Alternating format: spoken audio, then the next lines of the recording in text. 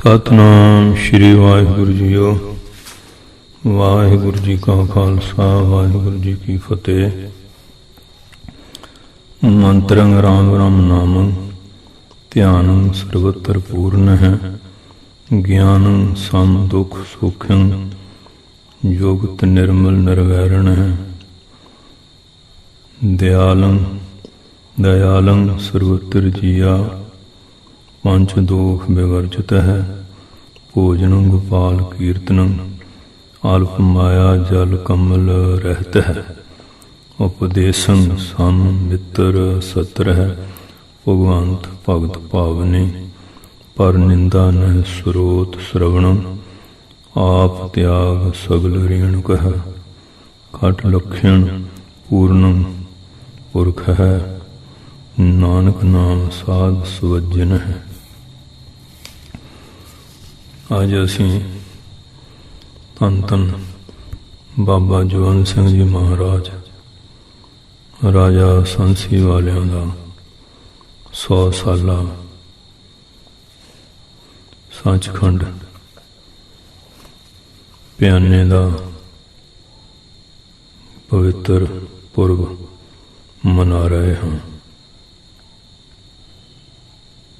ਧੰਨ ਧੰਨ ਬਾਬਾ ਕਰਮ ਸਿੰਘ ਮਹਾਰਾਜ ਹੋਤੀ ਮਰਦਾਨ ਵਾਲੇ, ਧੰਨ ਧੰਨ ਬਾਬਾ ਆਇਆ ਸਿੰਘ ਜੀ ਮਹਾਰਾਜ ਹੋਤੀ ਮਰਦਾਨ ਵਾਲੇ, ਉਹਨਾਂ ਦੇ ਚਰਨ ਸੇਵਕ ਧੰਨ ਧੰਨ ਬਾਬਾ ਜਵਾਲਾ ਸਿੰਘ ਜੀ ਮਹਾਰਾਜ, ਧੰਨ ਧੰਨ ਬਾਬਾ ਤਰਲੋਕ ਸਿੰਘ ਜੀ ਵਾਜੇ ਖੜਕ ਵਾਲੇ ਔਰ ਧੰਨ ਧੰਨ ਬਾਬਾ ਜਵੰਦ ਸਿੰਘ ਜੀ ਮਹਾਰਾਜ ਰਾਜਾ ਸੰਸੀ ਵਾਲੇ। ਅੱਜ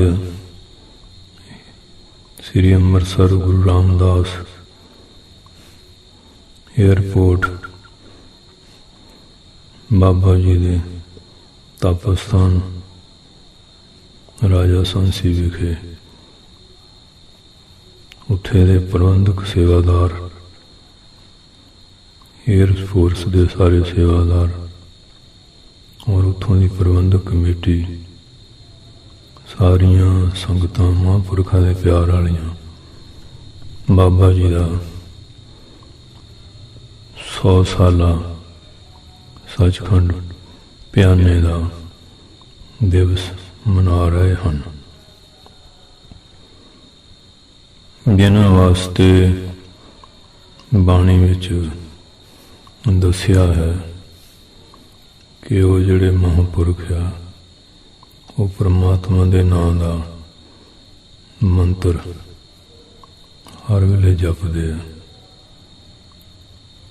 ਉਸ ਪਰਮਾਤਮਾ ਨੂੰ ਸਾਰੇ ਪੂਰਨ ਜਾਣ ਕੇ ਉਹਦੀ ਪੂਰਨਤਾ ਦਾ ਧਿਆਨ ਧਰਦੇ ਆ ਕਿ ਉਹ ਵਿਆਪਕ ਸਰੂਪ ਹੈ। ਇੱਕ ਤਾਂ ਪ੍ਰਤੀਕ ਉਪਾਸਨਾ ਹੈ, ਦੂਜੀ ਅਹੰਗਰੀ ਉਪਾਸਨਾ ਹੈ। ਪ੍ਰਤੀਕ ਹੁੰਦਾ ਇੱਕ ਦੇ ਵਿੱਚ ਭਾਵਨਾ ਕਰਕੇ ਧਿਆਨ ਕਰਨਾ। ਅਹੰਗਰ ਹੈ ਮੰਤਰੰ ਰਾਮ ਰਾਮ ਨਾਮੰ ਧਿਆਨ ਸਰਵਤਰ ਪੂਰਨ ਹੈ। ਸਾਰਿਆਂ ਦੇ ਅੰਦਰ ਉਸ ਪੂਰਨ ਪਰਮਾਤਮਾ ਨੂੰ ਵਿਆਪਕ ਜਾਣਨਾ, ਸਾਰਿਆਂ 'ਚ ਉਹਦੀ ਆਤਮ ਸੱਤਾ, ਚੇਤਨ ਸੱਤਾ ਨੂੰ ਦੇਖਣਾ।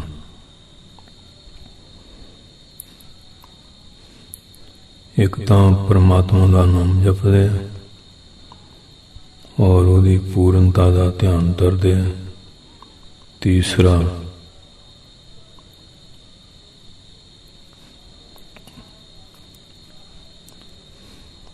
ਇਸ ਤੇ ਇਹ ਗਿਆਨ ਧਾਰਨ ਹੁੰਦਾ ਕਿ ਉਹ ਦੁੱਖ ਸੁੱਖ ਨੂੰ ਇੱਕ ਕਰਕੇ ਜਾਣਦੇ ਆ। ਇੱਕ ਜਾਣਨੇ ਤੇ ਨਿਰਮਲ ਨਿਰਵੈਰ ਪਰਮੇਸ਼ਰ ਦੇ ਵਿੱਚ ਉਹ ਜੁੜੇ ਰਹਿੰਦੇ ਆ। ਤੀਸਰਾ ਸਾਰੇ ਜੀਆਂ ਤੇ ਉਹ ਦਇਆ ਕਰਦੇ ਆ, ਕਿਉਂਕਿ ਪੰਜ ਦੋਖ ਜਿਹੜੇ ਪੰਜ ਵਿਕਾਰ ਆ ਉਹਨਾਂ ਤੋਂ ਰਹਿਤ ਹੁੰਦੇ ਆ। ਪਰਮੇਸ਼ਰ ਦੇ ਜਸ ਦਾ ਉਹ ਭੋਜਨ ਕਰਦੇ ਆ, ਕਿਉਂਕਿ ਮਾਇਆ ਤੋਂ ਐਸੇ ਉਹ ਅਸੰਗ ਹੋ ਜਾਂਦੇ, ਨਿਰਲੇਪ ਹੋ ਜਾਂਦੇ ਹਨ। ਜਿਵੇਂ ਜਲ ਤੋਂ ਕਮਲ ਰਹਿਤ ਹੁੰਦਾ, ਨਿਰਲੇਪ ਰਹਿੰਦਾ ਹੈ। ਇਹ ਚੌਥਾ। ਪੰਜਵਾਂ, ਸ਼ਤਰੂ ਮਿੱਤਰ ਨੂੰ ਇੱਕ ਸਮਾਨ ਉਪਦੇਸ਼ ਕਰਦੇ ਆ, ਕਿਉਂਕਿ ਇੱਕੋ ਪਰਮੇਸ਼ਰ ਦੀ ਭਗਤੀ ਵਿੱਚ ਸ਼ਰਧਾਵਾਨ ਹੁੰਦੇ ਆ।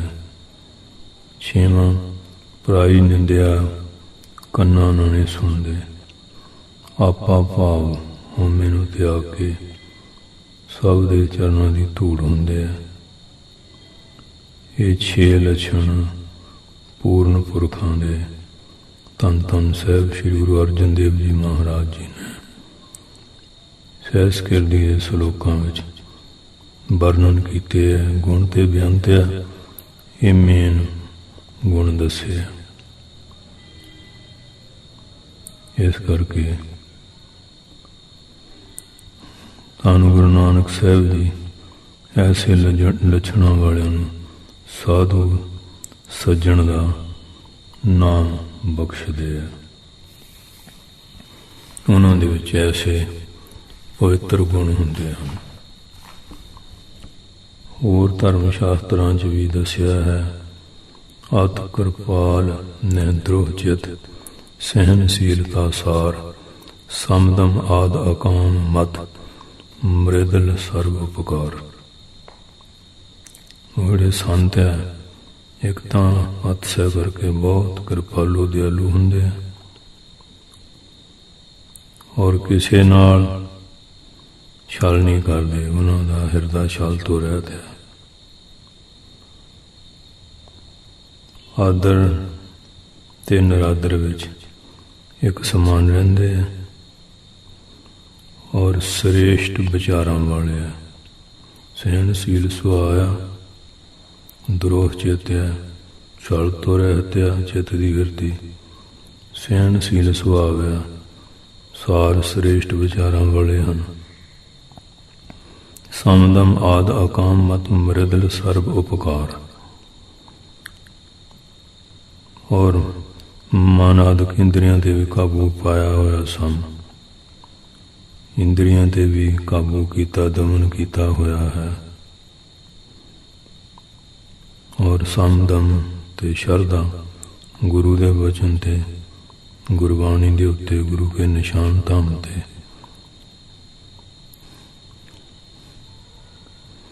ਸਮਾਧਾਨ ਹਰ ਵੇਲੇ ਉਹ ਇਕਾਗਰ ਚਿੱਤ ਵਿੱਚ ਰਹਿੰਦੇ ਹਨ।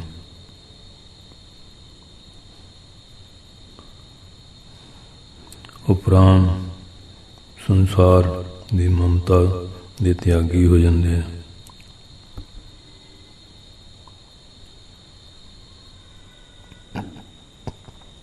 ਔਰ ਗਰਮੀ ਸਰਦੀ ਭੁੱਖ ਪਿਆਸ ਮਾਨ ਅਪਮਾਨ ਹੋਣ ਲਾਭ ਤੋਂ ਬਿਰਤੀ ਉੱਪਰ ਹੁੰਦੀ ਹੈ। ਸੰਦਮ ਆਦਿਕ ਜਿਹੜੇ ਆ, ਇਹ ਸਾਧਨਾ ਹੀ ਪ੍ਰਪਾਕਿਆ ਮਨ ਨੂੰ ਕਾਬੂ ਕੀਤਾ। ਜਿਨ੍ਹਾਂ ਦੇ ਮਨ 'ਚ ਆਪਣੇ ਲਈ ਕੋਈ ਪ੍ਰਕਾਰ ਇੱਛਾ ਨਹੀਂ, ਕਾਮਨਾ ਤੋਂ ਰਹਿਤ, ਸੁਭਾਅ ਦੇ ਬੜੇ ਮ੍ਰਿਦਲ ਕੋਮਲ ਸੁਭਾਅ ਦੇ ਹੁੰਦੇ ਆ, ਹਰ ਵੇਲੇ ਸਾਰਿਆਂ ਤੇ ਪਰਉਪਕਾਰ ਕਰਦੇ ਆ। ਆਤਮ ਵਿਤ ਜੋ ਅਨੀ ਸੁਚ ਨੇਹ ਕੰਚਨ ਗੰਭੀਰ ਅਪਰਮੇਗ ਮਤਸਰ ਰਹਿਤ ਮਨ ਤਪ ਸ਼ਾਂਤ ਸੋ ਧੀਰ। ਆਤਮਾ ਦੇ ਜਾਣੂ, ਆਤਮਾ ਨੂੰ ਬਿਤ ਮੈਨੇ ਜਾਣਨ ਵਾਲੇ ਆ। ਆਤਮਾ ਸਾਖਿਆਤ ਕੀਤੀ ਹੈ, ਇੱਛਾ ਤੋਂ ਰਹਿਤ ਹੈ, ਅਨੀ ਇੱਛਾ ਤੋਂ ਰਹਿਤ, ਸੋਚ ਪਵਿੱਤਰ ਜੀਵਨ ਵਾਲੇ, ਨਿਸ਼ਕੰਚਨ ਗੰਭੀਰ, ਹਰ ਤਰ੍ਹਾਂ ਬੁਰਾਈ ਦੇ ਤਿਆਗੀ ਹੈ, ਗੰਭੀਰ ਬੜੇ ਡੂੰਘੇ ਸੁਭਾਅ ਵਾਲੇ ਹੈ। ਅਪਰਮੇਗ, ਜਿਨ੍ਹਾਂ ਦੇ ਵਿਚਾਰਾਂ ਦਾ ਅਪਰਮੇਗ ਅੰਦਾਜ਼ਾ ਲਾਉਣਾ ਬਹੁਤ ਔਖਾ ਹੈ, ਕਿਉਂਕਿ ਪਰਮੇਸ਼ਰੀ ਮਾਇਆ ਦਾ, ਮਹਾਂਪੁਰਖਾਂ ਦੇ ਅਨੁਭਵ ਦਾ, ਪਰਲੋ ਦੇ ਜਲ ਦਾ ਇਹਦਾ ਕੋਈ ਅੰਤ ਨਹੀਂ ਪਾ ਸਕਦਾ ਹੈ। ਪਰਮੇਸ਼ਰ ਦਾ, ਪਰਮੇਸ਼ਰ ਦੀ ਮਾਇਆ ਦਾ, ਸੰਤਾਂ ਦੇ ਅਨੁਭਵ ਦਾ, ਪਰਲੋ ਦੇ ਜਲ ਦਾ, ਚਾਰ ਚੀਜ਼ਾਂ ਦਾ ਅੰਤ ਨਹੀਂ ਆਉਂਦਾ। ਮਤਸਰ ਰਹਿਤ, ਈਰਖਾ ਤੋਂ ਰਹਿਤ ਹੈ। ਮੁਨੀ ਮੰਨਣਸ਼ੀਲ ਹੈ। ਤਪ ਬੜੇ ਤਪਸਵੀ ਹੈ। ਸ਼ਾਂਤ ਸ਼ਾਂਤੀ ਸੁਹਾਲ ਹੈ। ਧੀਰ ਮੈਨੇ ਧੀਰਜਵਾਨ ਹੈ। ਜਿਤ ਖਾਟਵਨ ਤ੍ਰਿਤਮਾਨ, ਕਬ ਮਾਨਦ ਆਪ ਅਮਾਨ, ਸਤ ਪ੍ਰੀਤ ਅਨੀਤ ਗਤ ਕਰਨ ਸੀਲ ਨਿਦਾਨ। ਜਿਨ੍ਹਾਂ ਵਿੱਚ 6 ਗੁਣ ਹੈ। ਧੀਰਜਵਾਨ ਹੈ, ਕਵੀਸ਼ਰ ਵਿਦਵਾਨ ਹੈ, ਦੂਸਰਿਆਂ ਨੂੰ ਸਤਿਕਾਰ ਦੇਣ ਵਾਲੇ, ਆਪ ਖੁਦ ਬਖੁਦ ਹੰਕਾਰ ਅਭਿਮਾਨ ਤੋਂ ਰਹਿਤ ਹੈ। ਜਿਨ੍ਹਾਂ ਦੀ ਸੱਚ ਨਾਲ ਪ੍ਰੀਤੀ ਹੈ। ਅਨੀਤੀ ਬੇਅਨਿਆਈ ਜਿਨ੍ਹਾਂ ਦੇ ਵਿੱਚ ਨਹੀਂ ਹੁੰਦੀ, ਇਹ ਗਤ ਨਾਸ ਹੋ ਜਾਂਦੀ ਹੈ। ਸਭ ਨੂੰ ਨਿਆਂ ਇਨਸਾਫ ਦੇਣ ਵਾਲੇ ਕਰਨ, ਬਾਲਕ ਤੇ ਬੁੱਢੇ ਤੇ ਰੋਗੀ ਤੇ ਇਸਤਰੀ ਤੇ ਪਸ਼ੂ ਪੰਛੀ ਸਭ ਤੇ ਦਇਆ ਕਰਨ ਵਾਲੇ ਹੁੰਦੇ ਆ। ਸੀਲ ਨਿਦਾਨ, ਫਿਰ ਕਹਿੰਦੇ ਆ ਕਿ ਉਹਨਾਂ ਦਾ ਜਿਹੜਾ ਸੁਭਾਅ ਹੈ, ਸੀਲ ਸੁਭਾਅ, ਨਰਮ ਸੁਭਾਅ ਹੈ। ਯਤੀ ਸਤੀ ਨਿਦਾਨ ਮੈਨੇ ਸ਼ੁਭ ਗੁਣ ਦਾ ਖਜ਼ਾਨਾ ਹੈ। ਇਹ 6 ਲੱਛਣ ਦੂਸਰੇ ਸ਼ਾਸਤਰਾਂ 'ਚ ਵੀ ਦੱਸੇ ਹੈ। ਐਸੇ ਗੁਣ ਜਿਹੜੇ ਪਰਮਾਤਮਾ ਦਾ ਨਾਮ ਜਪਣਾ, ਸਾਰੇ ਸੰਪੂਰਨ ਜਾਣਨਾ, ਉਹਦੇ ਵਿੱਚ ਸੁਰਤੀ ਵਿਰਤੀ ਹਮੇਸ਼ਾ ਪਰਪੱਕ ਜੋੜ ਕੇ ਰੱਖਣੀ, ਦੁੱਖਾਂ ਤੋਂ ਇੱਕ ਸਮਾਨ ਰਹਿਣਾ, ਬੈਰ ਭਾਵਨਾ ਤੋਂ ਰਹਿਤ ਹੋਣਾ, ਹਰੇਕ ਨਿਰੰਕਾਰ ਪਰਮਾਤਮਾ ਨੂੰ ਦੇਖਣਾ ਤੇ ਸਾਰੀ ਸੰਗਤ ਦਾ ਪਿਆਰ ਸਤਿਕਾਰ ਕਰਨਾ, ਵਿਕਾਰਾਂ ਤੋਂ ਬਚ ਕੇ ਰਹਿਣਾ। ਕਵਲ ਫੁੱਲ ਮੰਗ ਸੰਸਾਰ 'ਚ ਰਹਿੰਦਿਆਂ ਪਦਾਰਥਾਂ ਤੋਂ ਨਿਰਲੇਪ ਰਹਿਣਾ। ਬੈਰੀ ਮਿੱਤਰ ਨੂੰ ਇੱਕ ਸਮਾਨ ਉਪਦੇਸ਼ ਦੇਣਾ ਔਰ ਕਿਸੇ ਦੂਸਰੇ ਦੀ ਵਿਰੋਧਤਾ ਨਾ ਕਰਨੀ, ਨਾ ਸੁਣਨੀ ਨਾ ਕਹਿਣੀ, ਹੰਕਾਰ ਨੂੰ ਨੇੜੇ ਟੁਕਣ ਨਹੀਂ ਦੇਣਾ ਔਰ ਸਭ ਦੇ ਚਰਨਾਂ ਦੀ ਧੂੜੀ ਬਣਨਾ। ਇਹ ਲੱਛਣ ਹੈ। ਉਸ ਤੋਂ ਨਿੰਦਾ ਮਿੱਤਰ ਸੁਖ ਦੁਖ, ਊਚਰ ਨੀਚ, ਬ੍ਰਹਮਾ ਤਿੰਨ ਅੰਮ੍ਰਿਤ ਗਰਲ, ਕੰਚਨ ਕਾਚਨ ਬੀਜ। ਔਰ ਵਡਿਆਈ ਜਿਹੜੀ ਉਸਤਤ, ਨਿੰਦਿਆ, ਸੱਜਣ ਦੁਸ਼ਮਣ, ਸੁਖ ਦੁਖ, ਉੱਚਾ ਤੇ ਨੀਵਾਂ।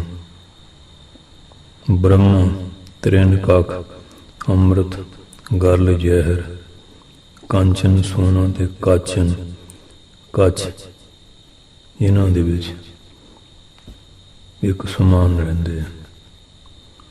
ਸਮਦਰਸੀ ਸੀਤਲ ਹਿਰਦੈ ਗਤ ਉਦਵੇਗ ਉਦਾਰ, ਸੂਸ਼ਮ ਚਿਤ ਸੁਮਿਤਰ ਜਗ ਚਿਦ ਬਪ ਨਿਰਹੰਕਾਰ। ਮਿੱਤਰ ਦੁਸ਼ਮਣ ਨੂੰ ਇੱਕ ਸਮਾਨ, ਐਸੀ ਦ੍ਰਿਸ਼ਟੀ ਹੈ। ਵਿਕਾਰਾਂ ਦੇ ਤਾਪ ਤੋਂ ਉਹਨਾਂ ਦਾ ਹਿਰਦਾ ਸ਼ਾਂਤ ਹੈ। ਮਨ ਚੋਂ ਘਬਰਾਹਟ ਖਤਮ ਹੋ ਗਈ ਹੈ, ਐਸਾ ਸੁਭਾਅ ਹੈ।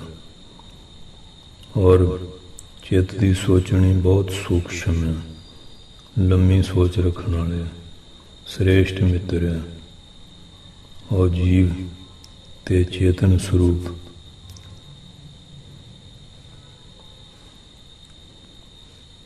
ਔਰ ਮਾਨ ਤੋਂ ਰਹਿਤ ਹੈ। ਚੇਦ ਵਪ, ਚੇਤ ਮੈਨੇ ਚੇਤਨ, ਚੇਤਨ ਤੇ ਜੀਵ ਔਰ ਚੇਤਨ, ਇਹਨੂੰ ਸਮਝਣ ਵਾਲੇ ਹੈ ਕਿ ਜੀਵ ਪਰਮਾਤਮਾ ਦੀ ਅੰਸ਼ ਹੈ, ਮਾਨ ਤੋਂ ਰਹਿਤ ਹੈ। ਸਰਬ ਮਿੱਤਰ ਨੇਹ ਕਲਪ, ਮਨ ਤਿਆਗੀ ਅਤ ਸੰਤੋਖ, ਐਸ਼ਵਰ ਬਗਿਆਨ ਵਰ ਜਾਂਤ ਬੰਧ ਔਰ ਮੋਖ। ਸਾਰਿਆਂ ਦੇ ਮਿੱਤਰ ਹੈ, ਕੋਈ ਕਲਪਨਾ ਨਹੀਂ, ਮੋਹ ਮਮਤਾ ਤੋਂ ਰਹਿਤ, ਬੜੇ ਸੰਤੋਖ ਰੱਖਣ ਵਾਲੇ ਪਰਮੇਸ਼ਰ ਦਾ ਨਾਮ ਰੂਪੀ ਇਹ ਵਿਭੂਤੀ ਉਹਨਾਂ ਕੋਲ ਆ। ਆਤਮਾ ਗਿਆਨ ਐਵੇਂ ਜਿਵੇਂ ਹੱਥ ਤੇ ਔਲਾ ਪਿਆ ਪ੍ਰਤੱਖ। ਜੀਵ ਬੰਧਨਾਂ 'ਚ ਵੱਜਦਾ ਕਿਵੇਂ, ਬੰਧਨਾਂ ਤੋਂ ਛੁਟਕਾਰਾ ਕਿਵੇਂ ਹੁੰਦਾ। ਐਸ਼ਵਰ ਵਿਗਿਆਨ ਬਲ ਜੰਤ ਬੰਧਰ ਮੋਖ, ਸਰ ਮਿੱਤਰ ਨਿਕਲ ਮਨ ਤਿਆਗੀ ਅਤ ਸੰਤੋਖ। ਐਸ਼ਵਰ ਵਿਗਿਆਨ ਬਲ ਜੰਤ ਬੰਧਰ ਮੋਖ, ਬੰਧਨ 'ਚ ਕਿਵੇਂ ਫਸਦਾ, ਨਿਕਲਦਾ ਕਿਵੇਂ, ਇਹ ਸਾਰਾ ਜਾਣਦੇ ਆ। ਤਨ ਮਤ ਗਤ ਆਨੰਦ ਮੈਂ ਗੁਨਾ ਤੀਤ ਨਿਸਪਰੇ, ਬਿਗਤ ਕਲੇਸ਼ ਵੈ ਛੰਦ ਮਤ ਸੰਤਾਂ ਭੁੱਖ ਨੇ। ਸੰਤਾਂ ਦੀ ਜਿਹੜੇ ਉਹਨਾਂ ਨੇ ਆਪਣੀ ਬੁੱਧੀ ਨੂੰ ਬਹੁਤ ਸੂਖਸ਼ਮ ਬਣਾ ਲਿਆ। ਤਨ ਮੈਨੇ ਸੂਖਸ਼ਮ, ਮਨ ਦੀ ਗਤੀ ਆਨੰਦਮਈ ਹੈ, ਤਿੰਨਾਂ ਗੁਣਾਂ ਤੋਂ ਰਹਿਤ ਹੈ। ਨਿਸਪਰੇ ਇੱਛਾ ਤੋਂ ਰਹਿਤ ਹੈ। ਬਗਤ ਕਲੇਸ਼ ਸਾਰੇ ਨਾਸ਼ ਹੋ ਗਏ। ਅਤੇ ਉਹਨਾਂ ਦੀ ਬੁੱਧੀ ਸਵੈ ਛੰਦ ਬੜੀ ਸੁਤੰਤਰ ਦਿਮਾਗ ਦੇ। ਇਹ ਸੰਤਾਂ ਦਾ ਭੂਖਣ ਗਹਿਣਾ ਹੈ। ਸੋ ਸੰਵੇਦ ਨੇ ਕਹਿ ਸਕੁਨ ਲੱਛਣ ਸੰਤ ਮਹੰਤ, ਪਰ ਸੰਵੇਦ ਕਹੂੰ ਕਛੂ ਸੰਗ ਪ੍ਰਤਾਪ ਕਹੰਤ। ਕਹਿੰਦੇ ਮੈਂ, ਕਵੀ ਜੀ ਕਹਿੰਦੇ ਆਪਣੀ ਬੁੱਧੀ ਨੂੰ ਉਹਨਾਂ ਦੇ ਸਤਿਕਾਰਯੋਗ ਸੰਤਾਂ ਦੇ ਗੁਣ ਕਹਿ ਨਹੀਂ ਸਕਦਾ, ਪਰ ਦੂਜਿਆਂ ਨੂੰ ਸੁਣ ਸੁਣਾ ਕੇ, ਕੋਈ ਗ੍ਰੰਥਾਂ 'ਚੋਂ ਪੜ੍ਹ ਕੇ ਕੁਝ ਨੂੰ ਕੁਝ ਦੱਸਦੇ ਆ, ਉਹਨਾਂ ਦਾ ਜਸ ਕਹਿੰਦੇ ਆ। ਅਤੇ ਜਿਹੜੇ ਉਹਨਾਂ ਦੀ ਅੰਦਰ ਦੀ ਗਤੀ ਹੈ ਉਹਨੂੰ ਉਹੀ ਜਾਣਦੇ ਆ। ਆਪਣੇ ਆਪ ਚੰਗੀ ਤਰ੍ਹਾਂ ਜਾਣਨ ਦੇ ਲਾਇਕ ਹੈ, ਸਮਝਣ ਦੇ ਯੋਗ ਆ। ਸੰਵੇਦ ਪਰ ਸੰਵੇਦ ਜਿਹੜੇ ਦੂਜਿਆਂ ਤੋਂ ਚੰਗੀ ਤਰ੍ਹਾਂ ਜਾਣਨ ਯੋਗ ਆ, ਗ੍ਰੰਥਾਂ ਦੁਆਰਾ ਜਾਂ ਹਾਂਜੀ, ਐਸੇ ਉਹ ਮਹਾਂਪੁਰਖ ਹੈਗੇ ਆ। ਅੱਜ ਅਸੀਂ ਧੰਨ ਧੰਨ ਬਾਬਾ ਜੀਵੰਤ ਸਿੰਘ ਜੀ ਮਹਾਰਾਜ, ਰਾਜਾ ਸੰਸੀ ਵਾਲੇ, ਉਹਨਾਂ ਦਾ ਤਪ ਸਥਾਨ ਜੋ ਸੰਤਸਰ ਹੈ, ਉੱਥੇ ਮਹਾਂਪੁਰਖਾਂ ਦਾ 100 ਸਾਲਾ ਅੱਜ ਸੱਚਖੰਡ ਗਮਨ ਦਿਨ ਮਨਾਇਆ ਹੈ। ਆਪ ਜੀ ਹਰ ਵੇਲੇ ਨਾਮ ਦਾ ਰਸ ਲੈਣ ਵਾਲੇ ਸੀ, ਰੂਹਾਨੀ ਸ਼ਕਤੀਆਂ ਦੇ ਮਾਲਕ ਸੀਗੇ। ਆਪ ਦਾ ਪਵਿੱਤਰ ਅਵਤਰਨ 5 ਸਾਵਣ 1880 ਈਸਵੀ, ਨਗਰ ਭਗਵਾਂ, ਮਾਤਾ ਖੇਮ ਕੌਰ, ਪਿਤਾ ਸਰਦਾਰ ਨੱਥਾ ਸਿੰਘ ਦੇ ਗ੍ਰਹਿ ਵਿਖੇ ਹੋਇਆ ਸੀ। ਆਪ ਜੀ ਦੇ ਭਰਾ ਸ਼ੇਰ ਸਿੰਘ ਆਪ ਤੋਂ 3 ਸਾਲ ਉਮਰ ਵਿੱਚ ਵੱਡੇ ਸੀ। ਗਿਆਨ ਵਿੱਚ ਤਾਂ ਆਪ ਹੀ ਵੱਡੇ ਸੀ। ਬਾਲ ਅਵਸਥਾ 'ਚ ਹਮੇਸ਼ਾ ਮਹਾਰਾਜ ਦੀ ਬੰਦਗੀ 'ਚ ਰਹਿੰਦੇ ਸੀ। ਉਸ ਵੇਲੇ ਵੀ ਜੋ ਬਚਨ ਕਰਦੇ ਸੀ ਪੂਰਾ ਹੋ ਜਾਂਦਾ ਸੀ। 17 ਸਾਲ ਦੀ ਉਮਰ 'ਚ ਆਪ ਜੀ ਦੀ ਪਿੰਡ ਮਰੜ ਦੇ ਰਹਿਣ ਵਾਲੇ ਸਰਦਾਰ ਗੰਡਾ ਸਿੰਘ ਦੀ ਕੰਨਿਆ ਮਾਤਾ ਈਸ਼ਰ ਕੌਰ ਨਾਲ ਸ਼ਾਦੀ ਹੋਈ। ਆਪ ਜੀ ਦੇ ਘਰ ਸੰਤ ਸਿੰਘ ਨਾਂ ਦੇ ਸਪੁੱਤਰ ਨੇ ਜਨਮ ਲਿਆ। ਉਹਨਾਂ ਦਾ ਆਨੰਦ ਘਰ ਪਿੰਡ ਤਲਵੰਡੀ ਬਟਾਲਾ ਹੋਇਆ। ਉਹਨਾਂ ਦੇ ਪੁੱਤਰ ਸੁਖਦੇਵ ਸਿੰਘ ਜੀ ਹੋਏ। ਬਾਬਾ ਜਵੰਤ ਸਿੰਘ ਜੀ ਮਹਾਰਾਜ, ਉਹਨਾਂ ਦੇ ਜੋ ਸਹੁਰਾ ਸਾਹਿਬ ਸੀ, ਉਹਨਾਂ ਨੇ ਆਪ ਜੀ ਨੂੰ ਦਿੱਲੀ ਪੁਲਿਸ 'ਚ ਭਰਤੀ ਕਰਾ ਦਿੱਤਾ। ਅਤੇ ਆਪ ਜੀ ਹਮੇਸ਼ਾ ਗੁਰਦੁਆਰਾ ਧੰਨ ਧੰਨ ਸਾਹਿਬ ਸ਼੍ਰੀ ਗੁਰੂ ਤੇਗ ਬਹਾਦਰ ਸਾਹਿਬ ਜੀ ਮਹਾਰਾਜ ਜੀ ਦੇ ਸੀਸਗੰਜ ਗੁਰਦੁਆਰਾ ਸਾਹਿਬ ਵਿਖੇ ਸ਼੍ਰੀ ਆਸਾ ਜੀ ਵਾਰ ਨੂੰ ਕੀਰਤਨ ਜਾਂ ਅੱਗੇ ਪਿੱਛੇ ਕੀਰਤਨ ਕਰਨਾ। ਆਪ ਜੀ ਦੇ ਗਲੇ ਰਸਨਾਂ ਦੇ ਬੜਾ ਰਸ ਸੀ। ਬਹੁਤ ਸੰਗਤਾਂ ਆਪ ਜੀ ਦੇ ਕੀਰਤਨ ਸ਼ਰਮ ਕਰਨ ਆਉਂਦੀਆਂ ਸੀ।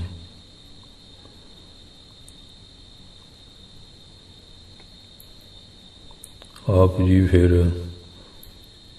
ਧੰਨ ਧੰਨ ਬਾਬਾ ਆਇਆ ਸਿੰਘ ਜੀ ਮਹਾਰਾਜ ਤੋਂ ਗੁਰ ਦੀਖਿਤ ਹੋਏ ਹੋਤੀ ਮਰਨਾਲੇ ਮਹਾਂਪੁਰਖਾਂ ਤੋਂ।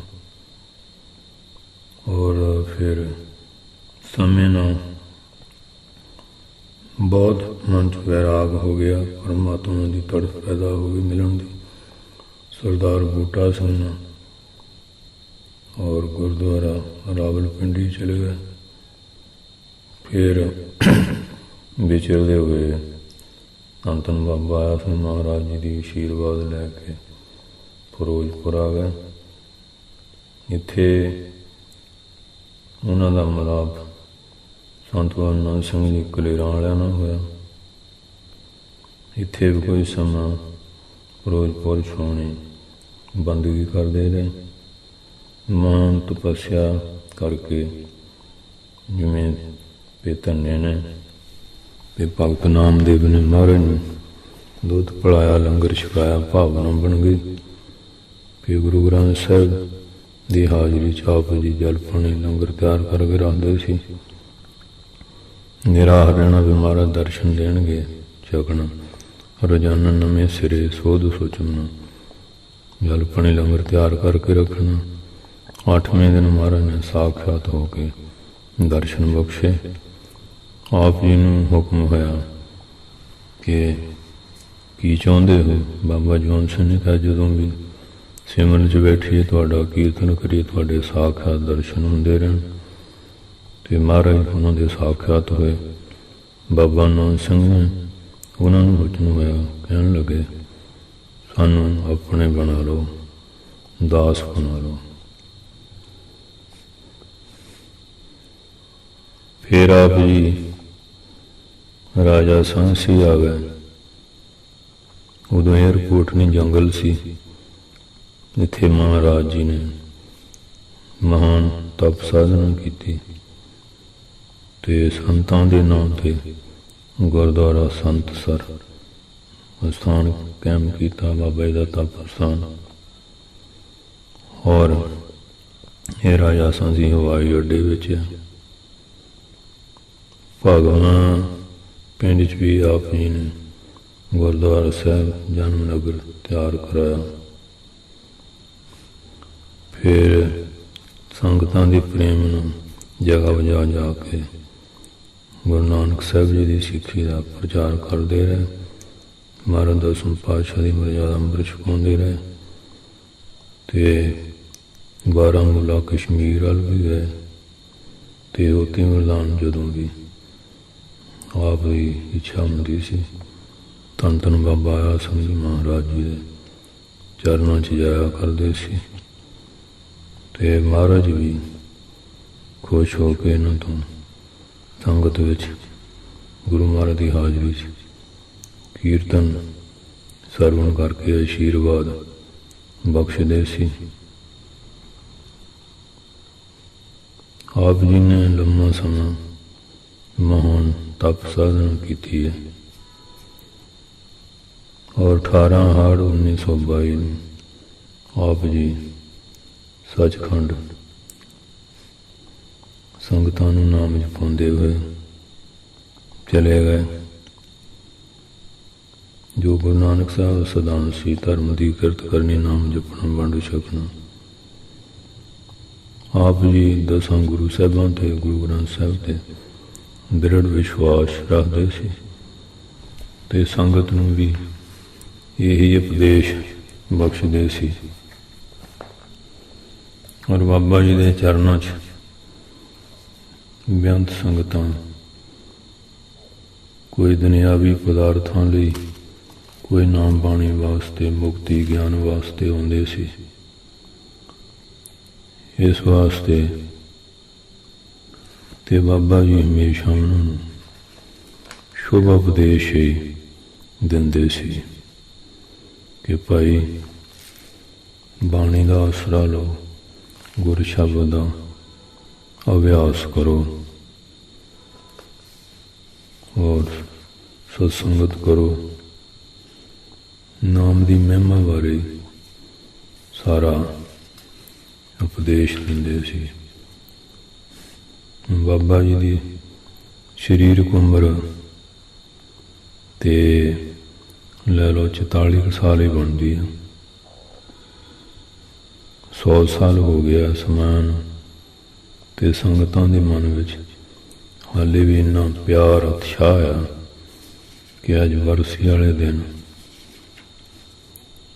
3-4 ਲੱਖ ਤੋਂ ਉੱਪਰ ਸੰਗਤ ਜਿਹੜੀ ਹੈ ਉਹ ਨਮਸਕਾਰ ਕਰਨ ਵਾਸਤੇ ਆ ਜਾਂਦੀ ਹੈ।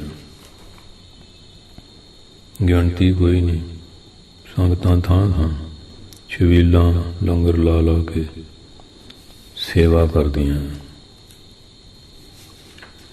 ਔਰ ਉਹਨਾਂ ਦੀ ਬੰਦਗੀ ਦਾ ਕਿਤਨਾ ਵੱਡਾ ਪ੍ਰਤਾਪ ਹੈ।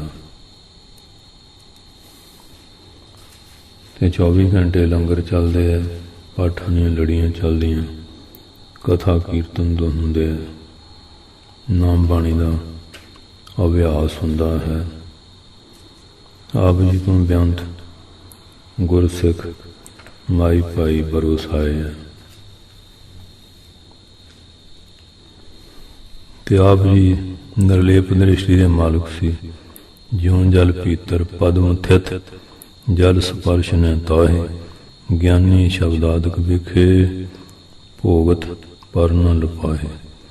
ਗਿਆਨੀ ਕਰੇ ਅਨੇਕ ਕਰਮ ਵਿਦਵਤ, ਜਗ ਵਿਵਹਾਰ, ਲਿਪੈ ਨ ਧੂਮ ਆਕਾਸ਼ ਜਿਉ, ਜਾਣਿਓ ਜਗਤ ਅਸਾਰ।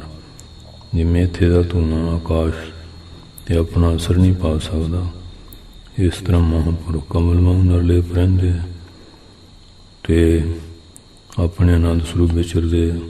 ਜਿਵੇਂ ਧਰਤੀ ਤੇ ਧੂੰਆਂ ਆਕਾਸ਼ ਤੇ ਪ੍ਰਭਾਵ ਨਹੀਂ ਪਾਉਂਦਾ, ਉਹ ਹਮੇਸ਼ਾ ਨਿਰਲੇਪ ਅਵਸਥਾ ਵਿੱਚ ਰਹਿੰਦੇ ਹੈ।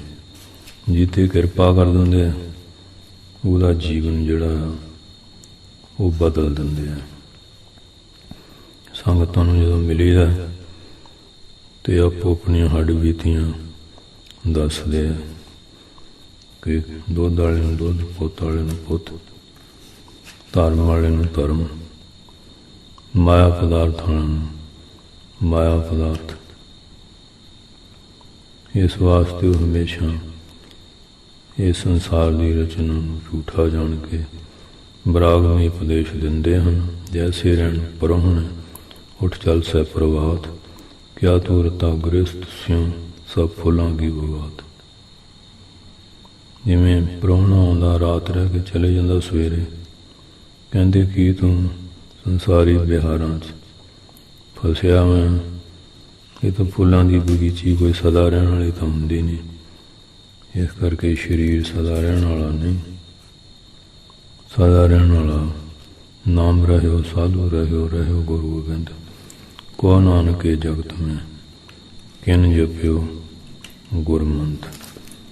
ਇਸ ਕਰਕੇ ਹੈ ਜਿਨ੍ਹਾਂ ਨੇ ਵੀ ਪਰਮੇਸ਼ਰ ਦੇ ਨਾਮ ਦੀ ਕਮਾਈ ਕੀਤੀ ਹੈ, ਉਹ ਆਪਣਾ ਲੋਕ ਪਰਲੋਕ ਸਵਾਰ ਲੈਂਦੇ ਆ।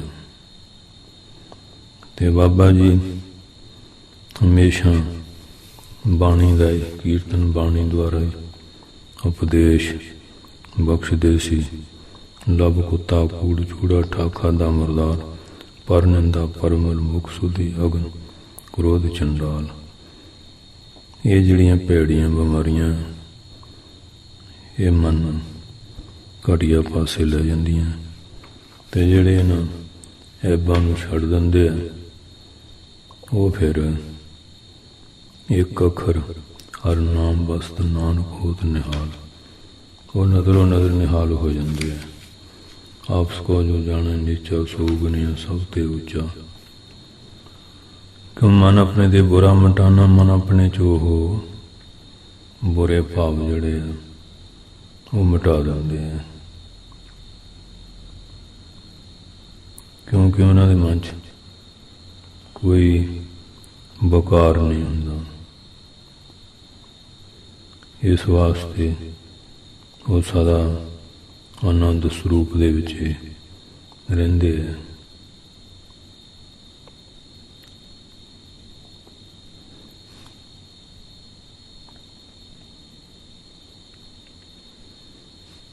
ਕਿਉਂ ਦ੍ਰਿਸ਼ਟਾਂਤ ਦੇ ਦਿੰਦੇ ਸੀ ਮਨ ਆਪਣੇ ਦੇ ਬੁਰੇ ਮਟਾਨਾ।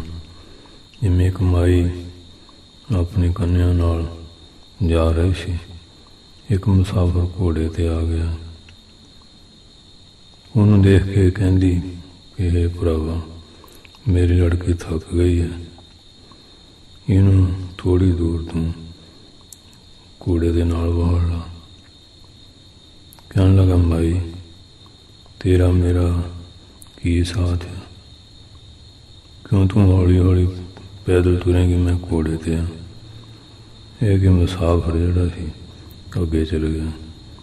ਅੱਗੇ ਜਾ ਕੇ ਮੁਸਾਫਰ ਕਹਿਣ ਲੱਗਾ, ਮੇਰੀ ਭੁੱਲ ਹੋਈ, ਮੇਰੀ ਲੜਕੀ ਨੂੰ ਆਪਣੇ ਪਿੱਛੇ ਉਠਾ ਲੈਂਦਾ, ਮੈਂ ਇਹਨਾਂ ਪਿੱਛੇ ਰਹਿ ਜਾਣਾ ਸੀ, ਮੈਂ ਲੜਕੀ ਨਾਲ ਵਿਆਹ ਕਰ ਲੈਂਦਾ ਜਾਂ ਆਪਣੇ ਪੁੱਤਰ ਨਾਲ ਕਰ ਦਿੰਦਾ। ਇਹੋ ਵਿਚਾਰ ਕਰ ਘੋੜੇ ਨੂੰ ਪਿੱਛੇ ਮੋੜ ਕੇ ਮਾਤਾ ਕੋਲ ਆਇਆ। ਇੱਧਰ ਮਾਈ ਨੇ ਆਪਣੇ ਮਨ 'ਚ ਵਿਚਾਰਿਆ ਕਿ ਮੈਂ ਬੜੀ ਮੂਰਖਤਾ ਕਰਨ ਲੱਗੀ ਸੀ, ਨਵਾਬ ਮੁਸਾਫਰ ਨਾਲ ਲੜਕੀ ਨੂੰ ਬਿਠਾਉਣਾ ਚਾਹੁੰਦੀ ਸੀ, ਇਹ ਮੇਰੀ ਲੜਕੀ ਨੂੰ ਲੈ ਕੇ ਭੱਜ ਜਾਂਦਾ, ਮੈਂ ਉਹਦਾ ਕੀ ਕਰ ਸਕਦੀ ਸੀ। ਇੰਨੇ ਨੂੰ ਮੁਸਾਫਰ ਨੇ ਆ ਕੇ ਕਿਹਾ, ਮਾਈ ਮੇਰੇ ਪਿੱਛੇ ਇਹਨੂੰ ਬਿਠਾ ਦੇ, ਕਿਉਂ ਵਿਚਾਰੀ ਥੱਕ ਗਈ ਹੈ। ਮਾਈ ਕਹਿਣ ਲੱਗੀ, ਭਾਈ ਜਿਨ ਤੈਨੂੰ ਪੜ੍ਹਾਇਆ ਨਾ, ਉਹ ਮੈਨੂੰ ਵੀ ਪੜ੍ਹਾ ਗਿਆ। ਉਸ ਵੇਲੇ ਤੇਰੇ ਮਨ 'ਚ ਬਰਿਆਈ ਨਹੀਂ ਸੀ, ਮੈਂ ਕਿਹਾ ਸੀ ਲੜਕੀ ਨੂੰ ਬਿਠਾ ਕੇ ਲੈ ਜਾ, ਹੁਣ ਤੇਰੇ ਮਨ 'ਚ ਬਰਿਆਈ ਆ ਗਈ ਹੈ, ਇਸ ਲਈ ਮੈਂ ਲੜਕੀ ਨੂੰ ਤੇਰੇ ਨਾਲ ਨਹੀਂ ਭੇਜ ਸਕਦੀ।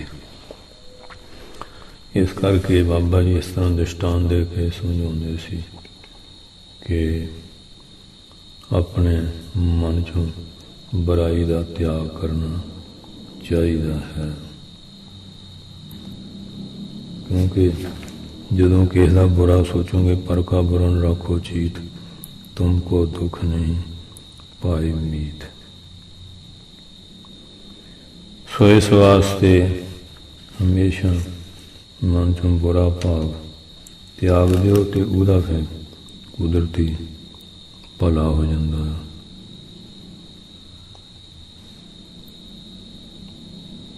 ਕਿਉਂਕਿ ਗੁਰਮੁਖਾਂ ਦੀ ਅਵਸਥਾ ਐਸੀ ਹੈ, ਨਾ ਕੋ बैरी नहीं बगाना, सगल संग हमको बन आई, जो प्रभ कीनो सो पल मान्यो, एह सुमत साधु ते पाई, सब में रब रहा प्रभ एक है, पेख पेख नानक विगसाई। ना बैरी नजर आਉਂਦਾ, ਸਾਰੇ ਉਹਦਾ ਰੂਪ ਨਜ਼ਰ ਆਉਂਦੇ ਆ, ਜਿਵੇਂ ਭਾਈ ਕਨ੍ਹਈਆ ਜੀ ਦੀ ਅਵਸਥਾ ਬਣ ਗਈ ਸੀ। ਕਹਿੰਦੇ ਜੇ ਮਨ ਚੋਂ ਬਕਾਰ ਨਹੀਂ ਤਿਆਗੇ ਤੇ ਗ੍ਰੰਥਕਾਰ ਕਹਿੰਦੇ, ਜਬ ਤਾਰ ਤਿਰਦੰਡ ਫਿਰੇ ਨਗਨਾ, ਮੁਖ ਉੱਪਰ ਸੀ ਜਟਾਨ ਤਰੇ, ਤਿੰਨ ਪੋਰੀਆਂ ਵਾਲਾ ਡੰਡਾ ਵੀ ਰੱਖ ਲੈ, ਨਗਨ ਵੀ ਜਟਾਂ ਵੀ ਰੱਖ ਲੈ, ਅਥਵਾ ਗਿਰ ਕੰਦਰ ਬੀਚ ਵਸੈ ਸਿਲਪ ਹੈ, ਤਿਤ ਹੋਇ ਤਿਤ ਵਿਰਸ਼ ਤਲੇ, ਪਹਾੜ ਦੀ ਕੰਦਰਾਂ 'ਚ ਰਹਿਣ ਲੱਗ ਪੈ, ਸਿਲਾ ਤੇ ਬਹਿ ਕੇ ਜਾਂ ਦਰਖਤ ਥੱਲੇ ਬਹਿ ਜਾਏ। ਤਦ ਵੇਦ ਪੁਰਾਣ ਸਿਧਾਂਤ ਪੜ੍ਹੇ, ਉਪਵਾਸ ਧਰੇ, ਤੀਰਥ ਵਿਚਰੇ। ਵੇਦਾਂ ਪੁਰਾਣਾਂ ਦੇ ਸਿਧਾਂਤ ਪੜ੍ਹ ਲੈ, ਵਰਤ ਰੱਖੇ, ਤੀਰਥਾਂ ਦੇ ਵੀ ਘੁੰਮਦਾ ਰਹੇ। ਮਨ ਜਬ ਭੋਗਣ ਕੀ ਰਤ ਹੈ, ਤਬ ਇਹ ਸਭ ਕਿੰਚਨ ਨਾਹੀਂ ਕਰੇ। ਜੇ ਮਨ 'ਚ ਬਕਾਰ ਭੋਗਣ ਦੀ ਰਤ ਪ੍ਰੀਤੀ ਹੈ, ਅੱਜ ਜਿੰਨੇ ਉੱਪਰ ਸ਼ੁਭ ਗੁਣ ਗਿਣੇ, ਕੀਤੇ ਨਾ ਕੀਤੇ ਇੱਕ ਬਰਾਬਰ ਹੈ। ਮਾਰੇ ਕਹਿੰਦੇ ਅਣਖ ਭੇਖ ਹਰ, ਗਿਆਨ ਧਿਆਨ ਮਨ ਅਠ ਮਿਲਿਓ ਨਾ ਕੋਏ, ਕਹੋ ਨਾਨਕ ਕਿਰਪਾ ਪਈ, ਭਗਤ ਗਿਆਨੀ ਸੋਏ। ਭੇਖਾ ਨਾ, ਹਾਂਜੀ, ਮਨ ਦੇ ਹਟਣਾ ਤੇ ਬੁੱਧੀ ਦੀ ਚਿਤਰਾਈ, ਗਿਆਨ ਧਿਆਨ ਨਾ ਨਹੀਂ, ਜਿੱਤੇ ਕਿਰਪਾ ਕਰਦਾ ਉਹੀ ਭਗਤ ਹੈ, ਉਹੀ ਗਿਆਨੀ ਹੈ, ਜਿੱਤੇ ਉਹ ਕਿਰਪਾ ਕਰਦਾ ਹੈ। ਤੇ ਇਸ ਤਰ੍ਹਾਂ ਵੀ ਬਾਬਾ ਜੀ ਦ੍ਰਿਸ਼ਟਾਂਤ ਹੁੰਦੇ ਸੀ, ਜਿਵੇਂ ਉਹ ਕਾਂ ਬਾਜ਼ਾਰ ਤੋਂ ਬੁੱਝਾ ਡੋਰਾ। ਇੱਕ ਕੋਈ ਬੋਲਿਆਂ ਦਾ ਟੱਬਰ ਸੀ, ਸਾਰੇ ਬੋਲੇ ਸੀ। ਇੱਕ ਦਿਨ ਪਿਓ ਨੇ ਪੁੱਤ ਨੂੰ ਹਲ ਵਾਹੁਣ ਲਈ ਕਿਹਾ। ਉਹਦੀ ਜਿਹੜੀ ਜ਼ਮੀਨ ਸੀ ਸੜਕ ਦੇ ਨਾਲ ਸੀ। ਜਾਂਦੇ ਨੂੰ ਸਿਪਾਹੀ ਨੂੰ ਲੜਕੇ ਤੋਂ ਸ਼ਹਿਰ ਦਾ ਰਸਤਾ ਪੁੱਛਿਆ। ਲੜਕੇ ਨੇ ਸਮਝਿਆ ਕਿ ਸਿਪਾਹੀ ਕਹਿ ਰਿਹਾ ਇਹ ਬਲਦ ਕਿੱਥੋਂ ਲਿਆਂਦੇ ਆ। ਲੜਕਾ ਕਹਿੰਦਾ ਇਹ ਇੱਕ ਬਲਦ ਮੇਰੇ ਸਹੁਰਿਆਂ ਨੇ ਦਿੱਤਾ ਅਤੇ ਇੱਕ ਕਰਦਾ। ਸਿਪਾਹੀ ਨੇ ਜਾਣਿਆ ਕਿ ਮੈਨੂੰ ਇਹਨੂੰ ਠੱਠਾ ਮਖੌਲ ਕੀਤਾ। ਹੁਣ ਤਾਂ ਰਾਹ ਪੁੱਛਿਆ, ਉਹ ਬੋਲਾ ਕੀ ਸਮਝੇ। ਸਿਪਾਹੀ ਨੇ ਲੜਕੇ ਦੇ 2-3 ਡੰਡੇ ਮਾਰਤੇ ਚਲੇ ਗਿਆ। ਜਾਂ ਲੜਕੇ ਦੀ ਇਸਤਰੀ ਰੋਟੀ ਲੈ ਕੇ ਆਈ, ਲੜਕਾ ਆਪਣੀ ਇਸਤਰੀ ਨੂੰ ਕੁੱਟਣ ਲੱਗ ਪਿਆ। ਤੇਰੇ ਪਿਤਾ ਨੇ ਮੈਨੂੰ ਚੋਰੀ ਦਾ ਬੋਲ ਦਿੱਤਾ। ਇੱਕ ਸਿਪਾਹੀ ਨੇ ਪਛਾਣ ਲਿਆ, ਖਬਰ ਨਹੀਂ ਕੀ ਮੈਨੂੰ ਕਹੇ ਕਰੇਗਾ।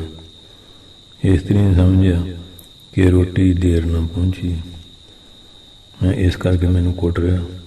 ਉਹ ਕਹਿਣ ਲੱਗੀ, ਤੇਰੀ ਮਾਂ ਨੇ ਪਕਾਉਣ 'ਚ ਦੇਰ ਲਾਤੀ। ਉਹ ਘਰ ਆ ਕੇ ਉਹਨਾਂ ਲੜਨ ਲੱਗ ਪਏ, ਰੋਟੀ ਪਕਾਉਣ ਦੇਰ ਕਰ ਦਿੱਤੀ ਹੈ, ਇਸ ਕਰਕੇ ਤੇਰੇ ਪੁੱਤ ਨੇ ਮੈਨੂੰ ਮਾਰਿਆ। ਸੱਸ ਨੇ ਪਤੀ ਨੂੰ ਜਾ ਕੇ ਕਿਹਾ, ਤੇਰੀ ਨੂੰਹ ਨੇ ਅੱਜ ਰੋਟੀ ਦੇਣ ਵਾਸਤੇ ਭੇਜਿਆ ਸੀ। ਉਹ ਆ ਕੇ ਲੜ ਪਈ। ਜ਼ਿਮੀਂਦਾਰ ਨੂੰ ਸਮਝਿਆ ਕਿ ਮੈਂ ਬਾਣ ਵੱਟਦਾ ਸੀ, ਉਹ ਇਹਨੂੰ ਪਸੰਦ ਨਹੀਂ, ਇਹ ਮੈਨੂੰ ਕਹਿੰਦੀ ਬਾਣ ਜਿਹੜਾ ਮੋਟਾ। ਅਤੇ ਉਹ ਜ਼ਿਮੀਂਦਾਰ ਨੇ ਬਾਣ ਲੈ ਕੇ ਆਪਣੀ ਇਸਤਰੀ ਦੇ ਮੱਥੇ 'ਚ ਮਾਰਿਆ, ਸੁੱਟ ਦਿੱਤਾ। ਕਹਿੰਦਾ ਮੈਨੂੰ ਤਾਂ ਇਹੋ ਜਿਹਾ ਵੱਢਣਾ ਆਉਂਦਾ, ਬਰੀਕ ਵਟਾਉਣਾ ਕਿਸੇ ਹੋਰ ਖਸਮ ਤੋਂ ਵਟਾ ਲੈ। ਇਸ ਤਰ੍ਹਾਂ ਸੰਸਾਰੀ ਜੀਵ ਸਾਰੇ ਡੋਰਿਆਂ ਬੋਲਿਆਂ ਵਾਂਗੂ ਇੱਕ ਦੂਏ ਦੀ ਗੱਲ ਨਾ ਸੁਣਦਾ ਨਾ ਸਮਝਦਾ। ਹਾਂਜੀ, ਜਿਹੜਾ ਡੋਰਾ ਬੋਲਾ ਉਹ ਬੁਝਾਰਤਾਂ ਨੂੰ ਕਿਵੇਂ ਬੁੱਝ ਸਕਦਾ। ਇਸ ਤਰ੍ਹਾਂ ਨਿਸ਼ਚੇ ਰੂਪੀ ਕੰਨਾਂ ਤੋਂ ਜਿਹੜੇ ਰਹਿਤ ਹੈ, ਉਹ ਬ੍ਰਹਮ ਗਿਆਨੀ ਦੀ ਬੁਝਾਰਤ ਨੂੰ ਕਿਵੇਂ ਸਮਝ ਸਕਦੇ ਹੈ। ਅੱਜ ਗੁਰੂ ਗ੍ਰੰਥ ਸਾਹਿਬ ਦੀ ਬਾਣੀ 'ਚ ਮਹਾਰਾਜ ਕਿੰਨੇ ਗਿਆਨ ਦੇ ਭੰਡਾਰ ਆ। ਹੁਣ ਆਪੋ ਆਪਣੇ ਹਾਂਜੀ ਢੰਗ ਦੇ ਨਾਲ ਅਰਥ ਕਰ ਕਰਕੇ ਕੀ ਕੁਝ ਸੰਸਾਰ ਕਰ ਰਿਹਾ ਹੈ, ਪਰ ਗਿਆਨਵਾਨਾਂ ਦੀ ਗੱਲ ਨੂੰ ਗਿਆਨਵਾਨ ਹੀ ਸਮਝ ਸਕਦਾ ਹੈ। ਇਸ ਤਰ੍ਹਾਂ ਮਹਾਂਪੁਰਖ ਦ੍ਰਿਸ਼ਟਾਂਤ ਦੇ ਕੇ ਕਈ ਵਾਰੀ ਸਮਝਾਇਆ ਕਰਦੇ ਸੀ ਕਿ ਤੁਲਸੀ ਦਾਤਾ ਇੱਕ ਹੈ, ਜੇ ਕੋ ਤਾਰੇ ਚਿਤ ਪਾਛਿਓ ਨਿਕਸੋ ਗਰਭ ਤੇ ਪ੍ਰਭ ਆਗੇ ਰਾਖੇ ਨਿਤ। ਅਜਗਰ ਕਰੇ ਨ ਚਾਕਰੀ, ਪੰਖੀ ਕਰੇ ਨ ਕਾਮ, ਦਾਸ ਮਲੂਕਾ ਇਉਂ ਕਹੇ ਸਭ ਕੇ ਦਾਤਾ ਰਾਮ। ਇਨਸਾਨ ਨੂੰ ਪਰਮੇਸ਼ਰ ਦੇ ਭਰੋਸਾ ਨਹੀਂ, ਪਰ ਜਿਹਨੂੰ ਭਰੋਸਾ ਉਹ ਸਮਝਦਾ ਕਿ ਸਾਰਿਆਂ ਦਾ ਉਹੀ ਮਾਲਕ ਹੈ।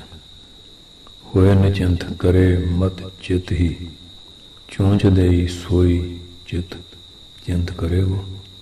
ਪਾਉ ਪਸਾਰ ਪਰੈ ਦਿਨ ਸੋਬਤ, पेट दियो सोई पेट भरे वो। जीव जे दे जल में थल में, पुन पाहन में पहुँचाए तरे वो। भूखे भूख पुकारत है नर, सुंदर तू कह भूखे मरोगे। वो सारिਆਂ ਦੀ ਪਾਲਣਾ ਕਰਦਾ, ਇਹ ਨਾਮ ਬਣੀ ਵੱਲ ਤੁਰਦਾ ਨਹੀਂ। ਫਿਰ ਵੀ ਮਾਇਆ ਪਦਾਰਥਾਂ ਵਾਸਤੇ ਹਾਂਜੀ ਸੰਗ ਨ ਚਾਲਸ ਤੇਰਾ ਤਨਾ, ਤੂੰ ਕਿਆ ਲੁਟਾਵੇ ਮੂਰਖ ਮਨ। ਉਹ ਚਾਰ ਆਦਮੀ ਜਿਵੇਂ ਬਾਬਾ ਜੀ ਕਹਿੰਦੇ ਰਸਤੇ ਜਾਂਦੇ, ਉਹਨਾਂ ਨੂੰ ਇੱਕ ਥੈਲੀ ਮੋਹਰਾਂ ਦੀ ਪਈ ਮਿਲ ਗਈ। ਚੋਰਾਂ ਨੇ ਹਾਂਜੀ ਚੁੱਕ ਲਈ। ਇੱਕ ਬਾਗ ਜਾ ਕੇ ਚੋਰਾਂ ਨੇ ਮੋਹਰਾਂ ਵੰਡਣ ਦੀ ਸਕੀਮ ਬਣਾਈ। ਉਹਨਾਂ 'ਚ ਕਹਿੰਦਾ ਮੈਨੂੰ ਭੁੱਖ ਲੱਗੀ ਹੈ, ਦੂਜਿਆਂ ਨੇ ਕਿਹਾ ਸ਼ਹਿਰ ਜਾ ਕੇ 2 ਰੁਪਇਆਂ ਦੀ ਮਠਿਆਈ ਲਿਆ, ਮਠਿਆਈ ਖਾ ਕੇ ਧਨ ਵੰਡ ਲਵਾਂਗੇ। ਇਹ ਸਲਾਹ ਕਰਕੇ 2 ਆਦਮੀ ਮਠਿਆਈ ਲੈਣ ਚਲੇ ਗਏ। ਉਹਨਾਂ ਦੋਵਾਂ ਨੇ ਆਪ ਸਲਾਹ ਕੀਤੀ, ਮਠਿਆਈ ਜ਼ਹਿਰ ਪਾ ਕੇ ਲੈ ਚਲੀਏ, ਉਹ ਖਾ ਕੇ ਮਰ ਜਾਣਗੇ, ਸਾਰਾ ਧਨ ਆਪਾਂ ਨੂੰ ਮਿਲ ਜਾਏਗਾ। ਇਸ ਤਰ੍ਹਾਂ ਜ਼ਹਿਰ ਵਾਲੀ ਮਠਿਆਈ ਕੇ ਵਾਪਸ ਤੁਰ ਪਏ, ਆਪ ਚੰਗੀ ਖਾ ਖੋਲੀ। ਉੱਧਰ ਜਿਹੜੇ ਸੀਗੇ ਉਹ ਕਹਿੰਦੇ ਉਹਨੇ ਮਠਿਆਈ ਲੈ ਕੇ ਆਉਣਾ, ਆਉਂਦਿਆਂ ਉਹਨਾਂ ਨੂੰ ਗੋਲੀਆਂ ਮਾਰ ਕੇ ਜਾਨ ਮਾਰ ਦਈਏ, ਆਪਾਂ ਦੋਵੇਂ ਧਨ ਵੰਡ ਲਵਾਂਗੇ। ਉਹਨੇ ਦੇਖਿਆ ਮਠਿਆਈ ਲਈ ਆਉਂਦੇ, ਦੂਰੋਂ ਗੋਲੀਆਂ ਮਾਰਨੀਆਂ ਸ਼ੁਰੂ ਕਰਤੀਆਂ। ਉਹ ਗੋਲੀਆਂ ਅੱਗੇ ਕੇ ਮਰ ਗਏ। ਦੋਨੋਂ ਬੜੇ ਖੁਸ਼ ਹੈ, ਹੁਣ ਧੰਨ ਆਪਣਾ ਹੀ ਆ, ਮਠਿਆਈ ਖਾ ਲਈਏ। ਅਤੇ ਕਾਹਲੀ ਕਾਹਲੀ ਨੂੰ ਖਾਣ ਲੱਗੇ ਅਤੇ ਉਹਨਾਂ ਨੂੰ ਫਿਰ ਲੱਗੇ ਸੁਰਗ ਦੇ ਹੁਣ ਝੂਟੇ, ਅੰਤ ਨੂੰ ਮਰ ਗਏ। ਮੋਹਰਾਂ ਦੀ ਥੈਲੀ ਉੱਥੇ ਪਈ ਰਹਿ ਗਈ। ਹਾਂਜੀ, ਇਸ ਕਰਕੇ ਧਨ ਪਾਪਾਂ ਦੁੱਖਾਂ ਦਾ ਕਾਰਨ ਆ। ਪਾਪ ਕਰਨ ਧਨ ਇਕੱਠਾ ਕਰਦੇ, ਧਨ ਬਹੁਤਾ ਹੋ ਜਾਏ ਫਿਰ ਦੁੱਖ ਦਿੰਦਾ, ਧਨ ਦੇ ਲੋਭ ਕਰਕੇ। ਹਾਂਜੀ, ਅਤੇ ਇੱਕ ਦੂਆ ਇੱਕ ਦਾ ਬੈਰੀ ਬਣ ਜਾਂਦਾ ਹੈ।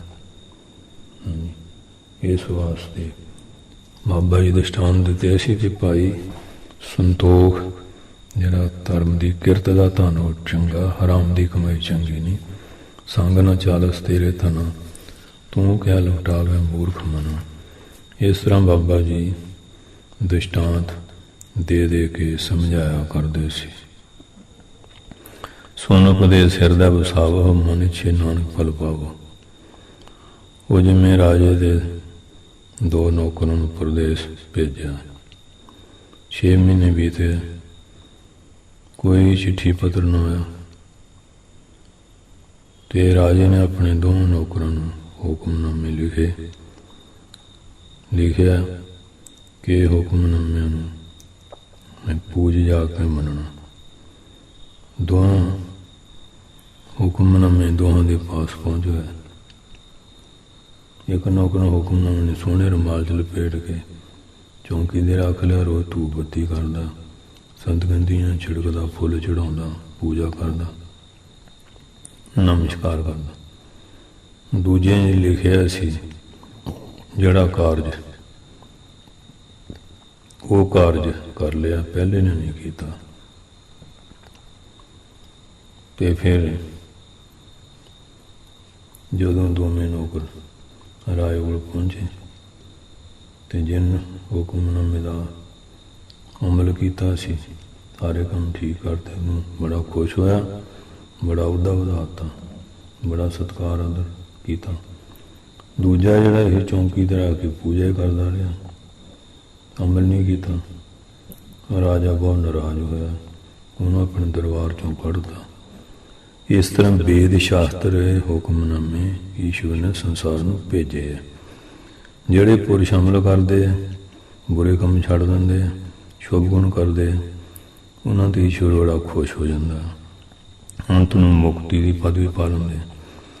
ਜਿਹੜੇ ਵੇਦ ਸ਼ਾਸਤਰਾਂ 'ਤੇ ਅਮਲ ਨਹੀਂ ਕਰਦੇ, ਹਾਂਜੀ, ਕੇਵਲ ਬਾਹਰੀ ਪੂਜਾ ਕਰਦੇ ਆ, ਪਰਮਾਤਮਾ ਨਾਰਾਜ਼ ਹੋ ਕੇ 84 ਲੱਖ ਜੂਨਾਂ 'ਚ ਭੇਜ ਦਿੰਦਾ, ਕਿਉਂਕਿ ਨਿਰਾ ਪੂਜਾ ਕਰਨਾ ਆਤਮ ਬੋਧ ਨਹੀਂ ਹੁੰਦਾ। ਗ੍ਰੰਥਾਂ ਜਿਹੜੇ ਸ਼ੁਭ ਗੁਣ ਲਿਖੇ ਆ, ਉਹਨਾਂ ਗੁਣਾਂ ਨੂੰ ਧਾਰਨ ਕਰਨ ਨਾਲ ਆਤਮ ਬੋਧ ਹੁੰਦਾ ਹੈ। ਇਸ ਤਰ੍ਹਾਂ ਦੇ ਬਾਬਾ ਜੀ ਦ੍ਰਿਸ਼ਟਾਂਤ ਦੇ ਕੇ ਸੰਗਤ ਨੂੰ ਸਮਝਾਇਆ ਕਰਦੇ ਸੀ ਕਿ ਸੰਗਤ ਜੀ, ਗੁਰੂ ਦਾ ਜਿਹੜਾ ਹੁਕਮ ਉਹ ਮੰਨਿਆ ਕਰੋ। ਹੁਕਮ ਮੰਨਿਆ ਹੋਵੇ ਪ੍ਰਵਾਨ ਤਾਂ ਖਸਮੇ ਕਾ ਮਹਿਲ ਪਾਏ ਸੀ। ਤੇ ਬਕਾਰਾਂ ਤੋਂ ਬਚਣ ਵਾਸਤੇ ਵੀ ਉਪਦੇਸ਼ ਦਿੰਦੇ ਸੀ। ਕਾਮ ਵਿਆਪੇ ਕੁਸੁਧ ਨਰ ਸੇ ਜੋਰਾਂ ਪੁੱਛ ਚੱਲਾ। ਸਤਿਗੁਰੂ ਕਹਿੰਦੇ ਆ ਜਿਹੜੇ ਪਵਿੱਤਰ ਪੁਰਸ਼ ਹੈ ਉਹ ਬਕਾਰਾਂ ਦੇ ਵਿੱਚ ਲੀਨ ਆ, ਬਕਾਰਾਂ ਲਈ ਆਤਰ ਹੋਏ, ਦੁਖੀ ਹੋਏ ਫਿਰਦੇ, ਔਰ ਦੇਵੀਆਂ ਪਾਸੋਂ ਪੁੱਛ ਕੇ ਚੱਲਦੇ ਆ, ਉਹਨਾਂ ਦੇ ਅਧੀਨ ਆ। ਇੱਕ ਸਮੇਂ ਦੀ ਗੱਲ ਬਾਬਾ ਜੀ ਦ੍ਰਿਸ਼ਟਾਂਤ ਸੁਣਾਉਂਦੇ ਸੀ ਵੀ ਕਾਲੀ ਦਾ ਵਜ਼ੀਰ ਦੀ ਜਿਹੜੀ ਇਸਤਰੀ ਸੀ, ਉਹਦਾ ਨਾਮ ਵਿਦਿਆਵੰਤੀ ਸੀ। ਰਾਜੇ ਭੋਜ ਦੀ ਇਸਤਰੀ ਦਾ ਨਾਮ ਭਾਨਮਤੀ। ਉਹ ਆਪਸ ਝਗੜ ਪਈਆਂ। ਵਿਦਿਆਵੰਤੀ ਮੇਰਾ ਪਤੀ ਜਿਹੜਾ ਮੇਰੇ ਅਧੀਨ ਹੈ, ਜੇ ਮੈਂ ਆਪਣੇ ਪਤੀ ਕਾਲੀਦਾਸ ਨੂੰ ਕਹਾਂ ਕਿ ਤੂੰ ਦਾੜੀ ਮੁੱਛ ਬਣਾ ਦੇ, ਤੂੰ ਬਣਾ ਦੇਗਾ, ਇੰਨਾ ਕਹਿਣਾ ਹੁੰਦਾ। ਭਾਨਮਤੀ ਕਹਿੰਦੀ ਮੇਰਾ ਪਤੀ ਤੇਰੇ ਨੂੰ ਬਹੁਤ ਅਧੀਨ ਹੈ, ਮੈਂ ਆਪਣੇ ਪਤੀ ਨੂੰ ਗਧਾ ਬਣਾਉਣਾ ਜਾਂ ਗਧਾ ਬਣਾ ਸਕਦੀ ਹਾਂ। ਦੋਵਾਂ ਨੇ ਆਪਸ ਵਿੱਚ ਪਰਨ ਕਰ ਲਿਆ, ਭਾਈ ਜੇ ਰਾਤ ਨੂੰ ਇਹ ਕੰਮ ਕਰਨਾ ਕਰਕੇ ਦਿਖਾਉਣਾ। ਆਪਸ ਵਿੱਚ ਗੱਲਾਂ ਕਰਕੇ ਆਪਣੇ ਮੰਦਰਾਂ ਨੂੰ ਚਲੇ ਗਈਆਂ। ਰਾਤ ਨੂੰ ਭਾਨਮਤੀ ਨੇ ਰਾਜ ਭੋਜ ਨੂੰ ਕਿਹਾ, ਤੇਰੇ ਰਾਜ ਮੈਂ ਕੁਝ ਨਹੀਂ ਦੇਖਿਆ, ਕੈਦੀਆਂ ਦੀ ਤਰ੍ਹਾਂ ਦਿਨ ਕੱਟਣ ਡਈਆਂ, ਹਰ ਵੇਲੇ ਮੰਦਰਾਂ 'ਚ ਡੱਕੀ ਰਹਿੰਦੀ, ਰਾਜਾ ਭੋਜ ਕਹਿੰਦਾ, ਇਹ ਪਿਆਰੀ ਕੀ ਦੇਖਣਾ ਚਾਹੁੰਦੇ? ਭਾਨੂਮਤੀ ਕਹਿੰਦੀ, ਮੈਨੂੰ ਗਧਾ ਦੇਖਣ ਦਾ ਬੜਾ ਸ਼ੌਕ ਹੈ। ਭੋਜ ਨੇ ਕਿਹਾ, ਦਿਨ ਚੜੇ ਤੈਨੂੰ ਗਧਾ ਦਿਖਾ ਦਿਆਂਗੇ।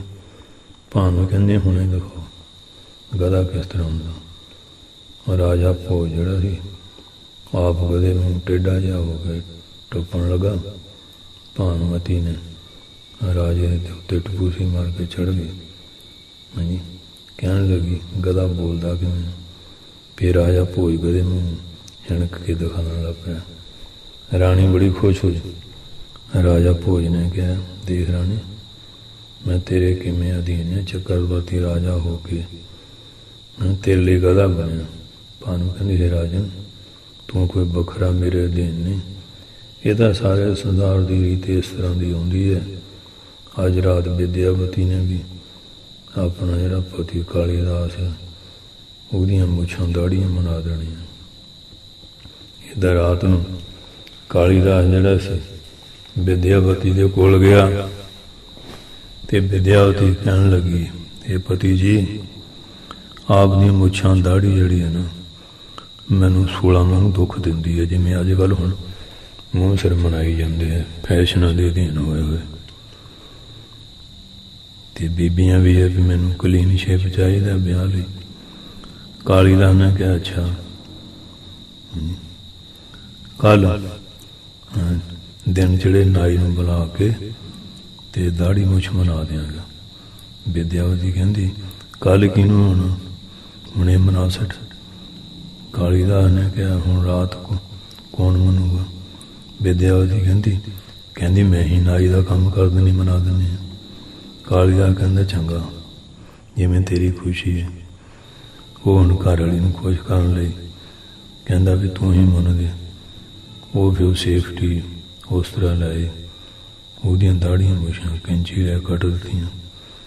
ਕਾਲੀਦਾਸ ਕਹਿੰਦਾ, ਦੇਖ ਪਿਆਰੀਏ, ਮੈਂ ਕਿਵੇਂ ਤੇਰੇ ਅਧੀਨ ਰਹਿ ਰਿਹਾ, ਤੇਰੇ ਕਹਿਣੇ ਦੇ ਆਪਣੇ ਆਪ ਨੂੰ ਬਾਦੀ ਸ਼ਕਲ ਬਣਾ ਲਿਆ।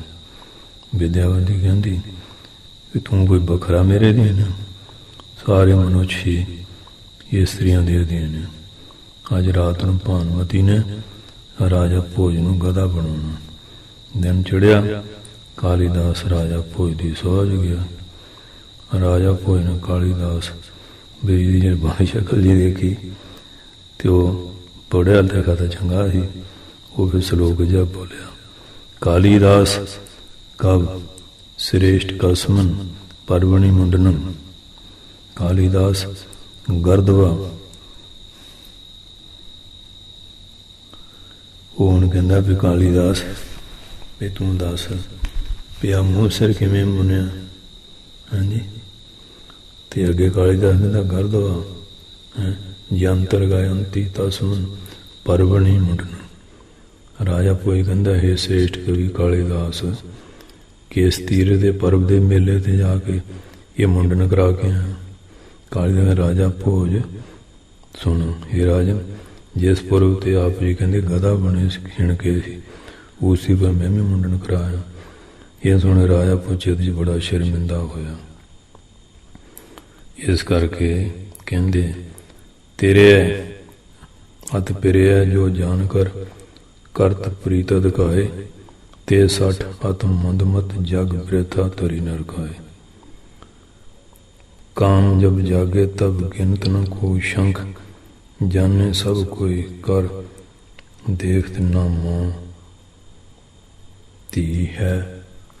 क्रोध जब जागे तब नैक न समहार सकै, ऐसी विद मल की विद्या जन साधी है। लोभ जब जागे तब तृप्त को ही न हुए, सुंदर कहते ऐसो ही मैं खाधी है। मोह मत वारो निस्दन ही फिरत रहा, मन सुन को हम देखो अपराधी है। इस करके कहते हैं कि जेड़े चेतन माया नूं प्रेम जान के बहुत प्रीति करते, वो मूर्ख मंदमती वाले बिरथी देह धारी है। इस तरह कहते विकारां दे विच लग के जीवन बर्बाद करते हैं। क्रोध हुंदा उस वेले, लोभ हुंदा ते मोह हुंदा ਇਹ ਪੰਜੇ ਵਿਕਾਰ ਜਿਹੜੇ ਇਹ ਬੰਦੇ ਦੇ ਜੀਵਨ ਨੂੰ ਕਿਵੇਂ ਨਸ਼ਟ ਕਰਦੇ ਆ। ਸੋ ਇਸ ਤਰ੍ਹਾਂ ਬਾਬਾ ਜੀ ਮਹਾਰਾਜ ਸੋਹਣੇ ਸੋਹਣੇ ਦ੍ਰਿਸ਼ਟਾਂਤ ਦੇ ਕੇ ਸੰਗਤ ਨੂੰ ਸਮਝਾਉਂਦੇ ਸੀ। ਜਿਵੇਂ ਕਈਆਂ ਨੇ ਕਹਿਣਾ ਬਾਬਾ ਜੀ ਨਾਮ ਦੀ ਦਾਤ ਬਖਸ਼ੋ, ਤੇ ਬਾਬਾ ਜੀ ਕਹਿੰਦੇ ਕੰਚਨ ਸੋ ਪਾਈਐ ਨਹੀਂ ਤੋਲ, ਮਨ ਦੇ ਰਾਮ ਲਿਆ ਹੈ ਮੂਲ। ਸਿਰ ਲਹੂ ਕੀ ਤੂੰ ਬੜੀ ਹਰ ਹੀਰਿਆਂ ਦੀ ਖਾਨ, ਜੇ ਸਿਰ ਦਿੱਤਿਆਂ ਹਰੀ ਮਿਲੇ ਤੋ ਵੀ ਸਸਤਾ ਜਾਨ। ਉਹ ਜਿਵੇਂ ਕਬੀਰ ਸਾਹਿਬ ਕੋਲ ਕੋਈ ਸ਼ਾਹੂਕਾਰ ਆਇਆ ਸੀ ਨਾ, ਨਾਮ ਜੋ ਕਬੀਰ ਸਾਹਿਬ ਹੈ ਨਾ, ਮਾਤਾ ਜੀ ਸੀ, ਮਾਲਿਕ ਮੈਨੂੰ ਕਹਿੰਦੇ ਛੁਰੀਆਂ ਤੇਜ਼ ਕਰਕੇ ਲਿਆਓ। ਸੇਠ ਕਹਿੰਦਾ ਹੈ ਕਿ ਕਹਿੰਦੇ ਅੱਗੇ ਸਿਰ ਵੱਟੇ ਇਹ ਨਾਮ ਮਿਲਦਾ, ਤੁਹਾਡਾ ਧੌਣ ਕੂਲੀ ਹੈ, ਇਹ ਕੱਟ ਕੇ ਇਹਦੇ ਬਰਾਬਰ ਨਾਮ ਤੋਲ ਕੇ ਦਿਆਂਗੇ। ਉਹ ਸੋਨਾ ਲਿਆ ਸੀ। ਕਬੀਰ ਸਾਹਿਬ ਮਿਲੇ, ਕਹਿੰਦੇ ਅੱਗੇ ਸਿਰ ਵੱਟੇ ਹੁਣ ਤਾਂ ਸਰਵਾਂਸ ਦੇਣਾ ਪੈਂਦਾ। ਉੱਥੇ ਵੀ ਸ਼ਬਦ ਕਿਹਾ ਕੰਚਨ ਸੁ ਪਾਈਆ ਨੇ ਤੋਲ, ਵੀ ਸੋਨੇ ਨਾਲ ਤੋਲ ਕੇ ਨਹੀਂ ਮਿਲਦਾ, ਇਹ ਤਾਂ ਆਪਣਾ ਸਮਰਪਿਤ ਕਰਕੇ ਮਿਲਦਾ ਹੈ। ਇਸ ਕਰਕੇ ਤੇ ਜਿਹੜੇ ਮੂਰਖ ਲੋਕ ਆ ਉਹ ਪਰਮਾਤਮਾ ਦੀ ਸੱਤਾ ਨੂੰ ਮੰਨਦੇ ਨਹੀਂ। ਖਾਸ ਖਾਸ ਤੇ ਹੋਤ ਹੈ ਉਹਨਾਂ ਤੇ ਹੋਏ ਤਿਉਂ ਮਨੁਸ਼ ਤੇ ਕਰਤਾ ਵੱਲੋਂ ਕਹਿੰਦੇ ਰੱਬ ਰੂਪ ਕੋਈ ਨਹੀਂ। ਇਹ ਤਾਂ ਸਾਰਾ ਹਾਂਜੀ ਇਸ ਤਰ੍ਹਾਂ ਹੋ ਰਿਹਾ, ਘਾਹ ਤੋਂ ਘਾਹ ਹੋਈ ਜਾਂਦਾ, ਅੰਨ ਤੋਂ ਅੰਨ ਹੋਈ ਜਾਂਦਾ, ਬੰਦੇ ਬੰਦਿਆਂ ਤੋਂ। ਪਰ ਉਹ ਮੂਰਖ ਹੈ, ਇਸੇ ਕਰਕੇ ਦੁੱਖ ਵਿਆਪਤੇ ਹੈ। ਪਰਮੇਸ਼ਰ ਦੇ ਭੁੱਲਿਆਂ ਵਿਆਪਨ ਸਭੇ ਰੋਗ, ਬੇਮੁਖ ਹੋਏ ਰਾਮ ਤੇ ਲਗਨ ਜਨਮ ਵਜੋਗ। ਸੋ ਇਸ ਵਾਸਤੇ ਬਾਬਾ ਜੀ ਮਹਾਰਾਜ ਹਮੇਸ਼ਾ ਸੰਗਤਾਂ ਨੂੰ ਸਿੱਖਿਆ ਦਿੰਦੇ ਸੀ, ਇੱਕ ਓਂਕਾਰ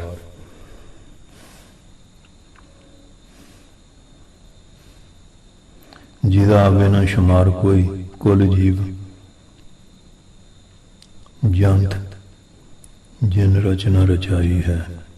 ਪੱਥਰਾਂ ਵਿੱਚ ਰੋਜੀ ਦੇਵੇ ਜਿਹੜਾ ਕੀੜਿਆਂ ਨੂੰ, ਜਲ ਥਲ ਵਿੱਚ ਸਭ ਆਪ ਉਹ ਸਹਾਈ ਹੈ। ਮਾਤਾ ਗੁਦਰ ਵਿੱਚ ਦੇਵਦਾ ਹੈ ਅੰਨ ਪਾਣੀ, ਦਿਨਾਂ ਕੇ ਦਿਆਲ ਕੈਸੀ ਰਚਨਾ ਬਣਾਈ ਹੈ।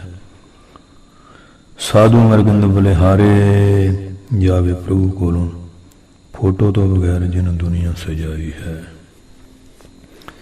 ਇਹ ਪਰਮੇਸ਼ਰ ਨੇ ਸਾਰੀ ਲੀਲਾ ਜਿਹੜੀ ਬਣਾਈ ਹੋਈ ਹੈ, ਪਰ ਇਹ ਦੁਨੀਆ ਕੁ ਰਸਾਂ 'ਚ ਪਈ ਹੈ। ਬਾਬਾ ਜੀ ਉਪਦੇਸ਼ ਦਿੰਦੇ ਸੀ, ਇਹ ਰਸ ਛੱਡ ਹੈ ਉਹ ਰਸ ਆਵਾ, ਉਹ ਰਸ ਪੀਆ ਇਹ ਰਸ ਨਹੀਂ ਪਾਵਾ।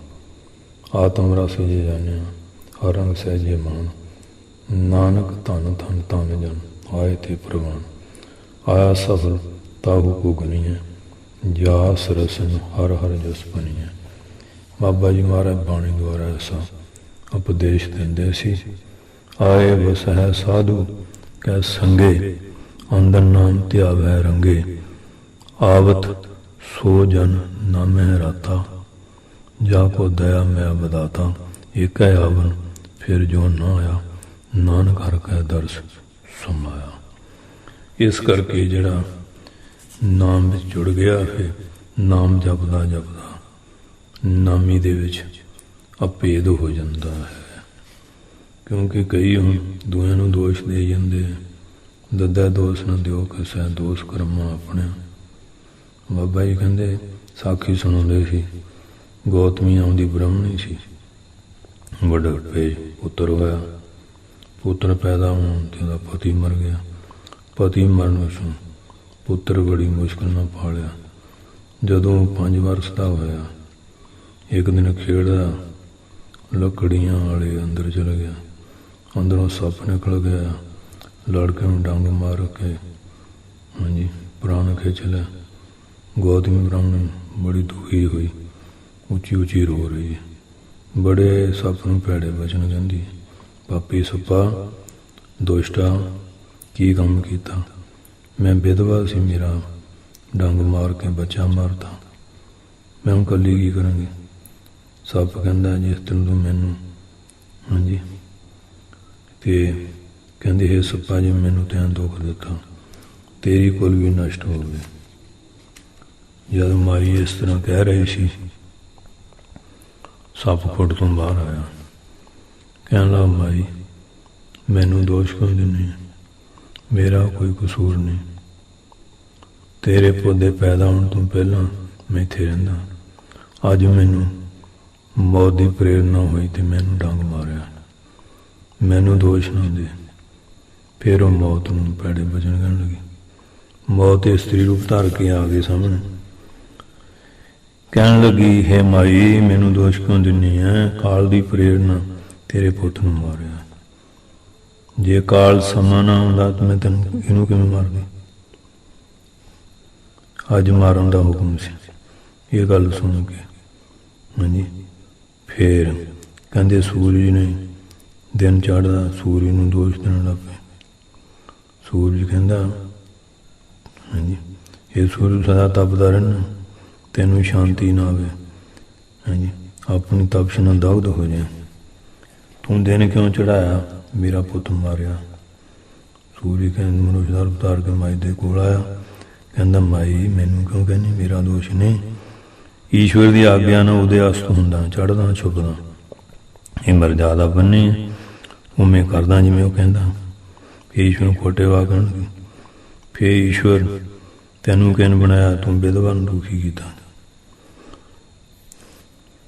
ਮੈਂ ਕਿਵੇਂ ਜ਼ਿੰਦਗੀ ਬਤੀਤ ਕਰਾਂਗੀ? ਮੇਰੇ ਹਰੇ ਪਤੀ ਨਹੀਂ ਰਿਹਾ, ਪੁੱਤਰ ਵੀ ਚਲੇ ਗਿਆ, ਬਿਰਧ ਹੋ ਗਈਆਂ। ਤੂੰ ਮੇਰਾ ਪੁੱਤ ਮਾਰਿਆ। ਤੇਰਾ ਪੁੱਤ ਨੇ ਤੈਨੂੰ ਕਿੰਨਾ ਦੁੱਖ ਹੈ?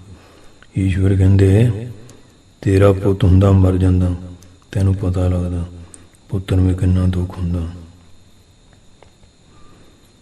ਤੇ ਹੁਣ ਈਸ਼ਵਰ ਕਹਿੰਦਾ ਵੀ ਭਾਈ ਮਾਤਾ ਇਹ ਤਾਂ ਪਰਮੇਸ਼ਰ ਦੇ ਹੁਕਮ 'ਚ ਹੀ ਆ, ਜੰਮਣ ਮਰਨਾ ਹੁਕਮ ਆ। ਤੂੰ ਆਪ ਪਰ ਨੀਵੇਂ ਹਾਂ ਤੇ ਆਪ ਮੰਗੀਵੇਂ ਹਾਂ।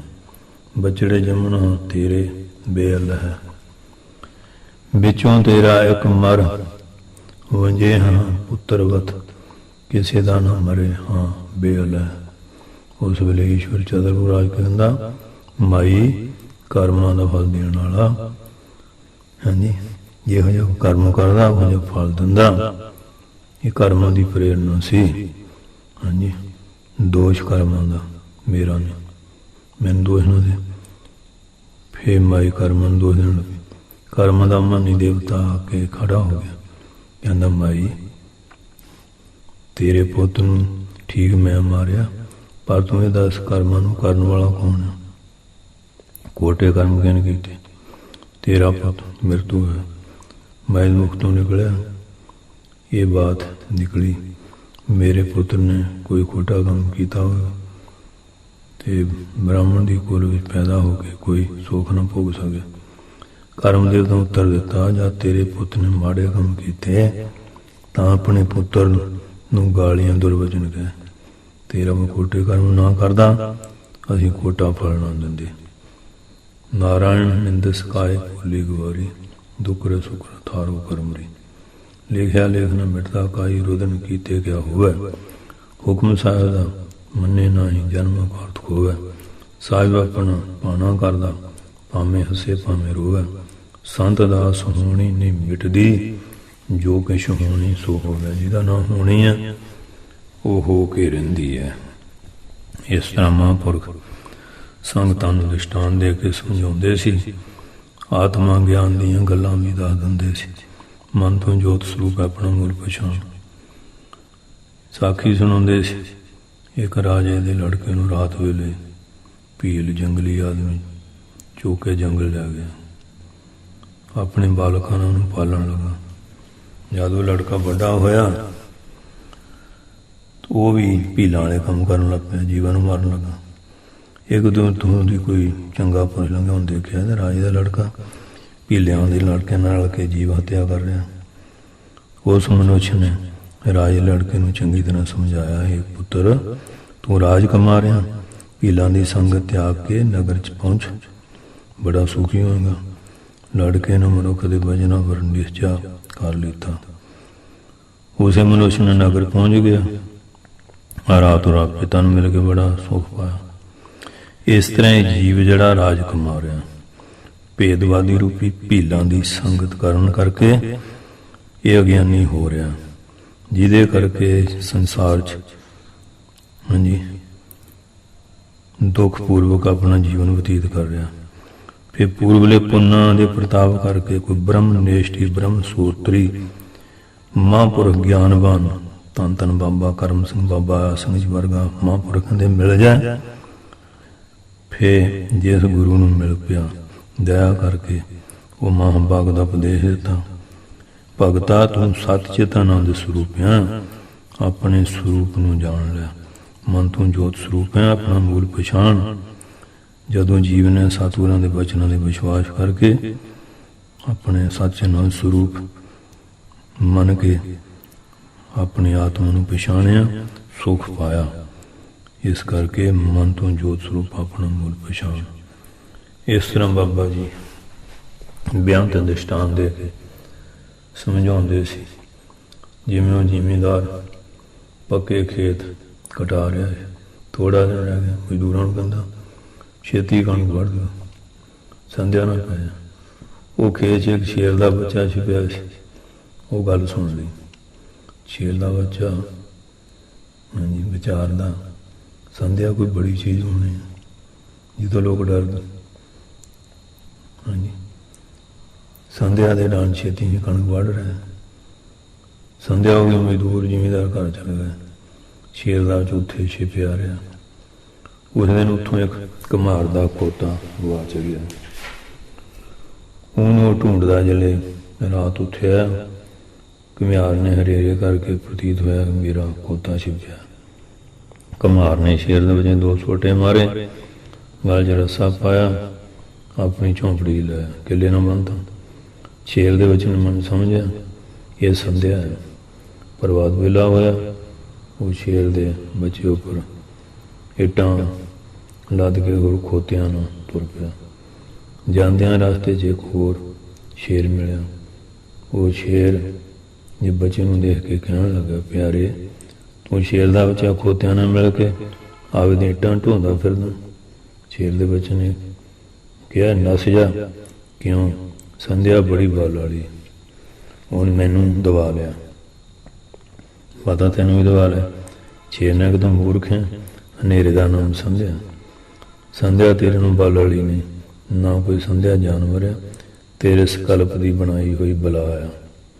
ਜਿਵੇਂ ਮਾਈਆਂ ਕਹਿੰਦੀਆਂ ਬਾਲੋ ਆ ਗਈ, ਬਾਲੋ ਦੇਖੀ ਤਾਂ ਕਿਸੇ ਨੇ, ਬੱਚਿਆਂ ਹੀ ਡਰ ਪਾ ਦੇਣੀ ਅਗਿਆਨ ਕਰਕੇ। ਜਿਹੜਾ ਗਿਆਨ ਹੋ ਜਾਵੇ ਨਹੀਂ ਡਰਦਾ। ਇਸ ਕਲਪ ਨੂੰ ਦੂਰ ਕਰ, ਆਪਣੇ ਸਰੂਪ ਨੂੰ ਪਛਾਣ ਲੈ। ਤੂੰ ਸ਼ੇਰ ਦਾ ਬੱਚਾ, ਹਾਂਜੀ ਖੋਤਿਆ ਘੁਮਾਰ ਤੇਰਾ ਖਾਜਾ। ਸ਼ੇਰ ਦੇ ਵਿੱਚ ਵਾਰਤਾ ਸੁਣ ਕੇ ਸ਼ੇਰ ਦੇ ਵਜਨਾਂ 'ਤੇ ਭਰੋਸਾ ਕਰ ਲਿਆ। ਜਿਵੇਂ ਸ਼ੇਰ ਗਰਜਾ ਉਹ ਵੀ ਗਰਜਾ। ਉਸ ਵੇਲੇ ਖੋਤੇ ਡਰ ਕੇ ਇੱਡਾਂ ਸੁੱਟੇ ਨੱਸ ਗਿਆ। ਘੁਮਾਰ ਜਿਹੜਾ ਹੈ ਪੈ ਖਾ ਕੇ ਉਹ ਵੀ ਦੌੜ ਗਿਆ।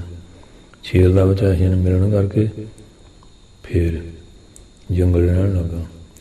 ਦ੍ਰਿਸ਼ਟਾਂਤ ਬਾਬਾ ਜੀ ਦਿੰਦੇ ਸੀ ਵੀ ਇਸੇ ਤਰ੍ਹਾਂ ਹੀ ਇਹ ਜੀਵ ਦੀ ਹਾਲਤ ਬਣੀ ਹੋਈ ਹੈ ਕਿ ਆਪਣਾ ਸਰੂਪ ਭੁੱਲ ਕੇ ਧੱਕੇ ਖਾਂਦਾ ਫਿਰਦਾ ਹੈ।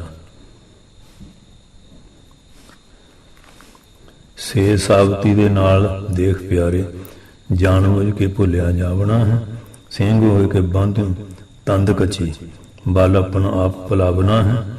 ਅਜਾ ਸੰਗ ਮੈਂ ਬਹੁਤ ਖੁਆਰ ਹੋਇ, ਵਿਸ਼ੇ ਕਾਸ ਨੂੰ ਤੋੜ ਕੇ ਖਾਵਣਾ ਹੈ।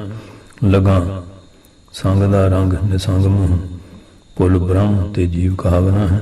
ਜੀਵ ਖਿਆਲ ਨੂੰ ਛੱਡ ਖਾਂ ਤੂੰ, ਮੂਲ ਆਪਣਾ ਸੰਭਾਲ ਪਿਆਰੇ।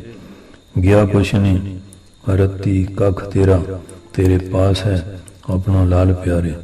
ਤੈਨੂੰ ਢੂੰਡਿਆਂ ਢੂੰਡਿਆਂ ਉਮਰ ਗੁਜ਼ਰੀ, ਜਰਾ ਗਿਆਨ ਦੀਵੜਾ ਬਾਲ, ਜਰਾ ਗਿਆਨ ਦਾ ਦੀਵੜਾ ਬਾਲ ਪਿਆਰੇ। ਤੂੰ ਤਾਂ ਆਪਣਾ ਸੰਭਾਲ ਮੋਹਨ, ਦੇਖ ਆਪਣੇ ਕੰਠ ਦੇ ਨਾਲ ਪਿਆਰੇ। ਇਸ ਤਰ੍ਹਾਂ ਹੀ ਜੀ ਭੁੱਲਾ ਹੋਇਆ ਹਾਂਜੀ ਧੱਕੇ ਖਾਈ ਜਾਂਦਾ। ਜਿਹਨੂੰ ਸਮਝ ਆ ਜਾਂਦੀ ਹੈ ਕਿ ਤੂੰ ਜੋਤ ਸੂ ਪਰਮਾਤਮਾ ਦਾ ਰੂਪ ਹੈ, ਉਹ ਫਿਰ ਜ਼ਿੰਦਗੀ ਨੂੰ ਸਫਲ ਕਰ ਲੈਂਦਾ ਹੈ। ਇਸ ਤਰ੍ਹਾਂ ਮਹਾਂਪੁਰਖ ਬਹੁਤ ਸਾਰੇ ਦ੍ਰਿਸ਼ਟਾਂਤ ਦੇ ਦੇ ਕੇ ਸਮਝਾਉਂਦੇ, ਸਭ ਗੋਬਿੰਦ ਹੈ, ਸਭ ਗੋਬਿੰਦ ਹੈ, ਗੋਬਿੰਦ ਪੈਨ ਨਹੀਂ ਕੋਈ। हाँ जी। इस करके फिर ऐसे महापुरख धन धन बाबा जवंत सिंह जी महाराज अज उन्होंने 100 साला जो सचखंड गमन देने और राजा सांसी एयरपोर्ट के एयरफोर्स के सारे सेवादारों ने प्रबंधक कमेटी और नगर इलाका दूर दराडे देशों प्रदेश संगतां ने आके बड़ी शरधा के नाल महापुरखों का दिन मनाया। तो महापुरख तो जीवन मुक्त होंगे हैं, शरीर त्यागन तो बाद फिर बदे मुक्त हो जाते हैं। इस वास्ते क्यों ज्ञान दियाँ जड़ियाँ सत भूमिका महापुरखों ने दसियां तो वह फिर हमेशा आनंद स्वरूप दे विच विचरते हैं। जिस तरह कोई लूण की पुतरी जिहड़ी पानी सागर का अंतलन भेजिए वो फिर पानी का रूप हो के पानी दे विच लीन हो जाती है। इस तरह जिहड़े महापुरख है वो भजन करते करते कबीर तू करता तू हुआ मुझ में रहा न हूँ जब पापर का मिट गया जत देखा तत तू। उन्होंने 4 सफेरे वो परमात्मा ही नजर आता आत्मा स्वरूप में देखते हैं। आचार्य कथा महानूप प्रात्मा पारब्रह्म का रूप रहो ना है बूढ़ा ना है बाला ना है इस दुख नहीं जम जाला ना है बिनसा ना है जाए आद जगह दी रह समाए ना इस उसन नहीं है सीत ना इस दुश्मन ना इस उम्मीद ना इस हरख नहीं इस सोग सब किश इसका एवं करना जोग।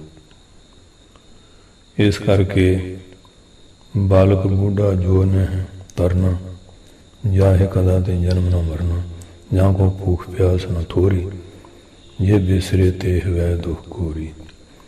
इस वास्ते हो श्याम बकारा तू रहते जन्म अस्तर बिरद पुन विपरन शैतन नाश खट बुकार जे दे के आत्म स्वयं प्रकाश। जन्म अस्तर बिरद परिणाम खीन मरण दुख धाम खट बुकार आत्म में नहीं ये नहीं है।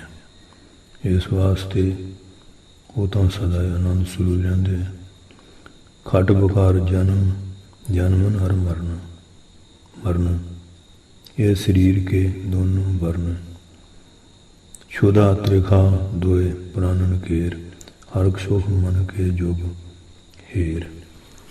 इस तरह जमना मरना शरीर का धर्म है हर शोक मन का भुख प्यास प्राणा का ये 6 जिहड़े खट बकार है आत्मा इन्हां तो जिहड़ी निर्लेप रहिंदी है। इस वास्ते वो तो फिर आनंद दे विच ही रहिंदी है क्योंकि जिहड़े ज्ञान दी सत भूमिका हैगियां ते वो जिहड़े प्रेमी जन आ वो तो फिर हमेशा आनंद स्वरूप दे विच ही रहिंदे। उन्होंने किसी तरह का कोई भरम भुलेखा नहीं रहिंदा वो आनंद स्वरूप दे विच ही विचरदे। सरगुण सिमरन और कीर्तन चितवन बात कंत दृढ़ संकल्प प्रजतन तन प्राप्त अष्ट कहंत। इस वास्ते जिहड़े ये 8 प्रकार के बकार आ इन्हां तो भी वो रहत रहिंदे उन्होंने मन च कोई किस तरह का ऐब बकार जड़ा वो नहीं फुरदा। हाँ जी वो फिर हर वेले उन्होंने अंदर परमात्मा का जड़ा प्यार बनया रहिंदा ते वो सदा आनंद स्वरूप विच विचरदे। हौली हौली फिर परमात्मा की साक्षात्ता हो जाती है जिमें जिमें बकार खत्म हो जाते हैं तिमें तिमें फिर वो स्वरूप दे विच ही लीन हो जाते हैं। कोई बकार है भी नहीं।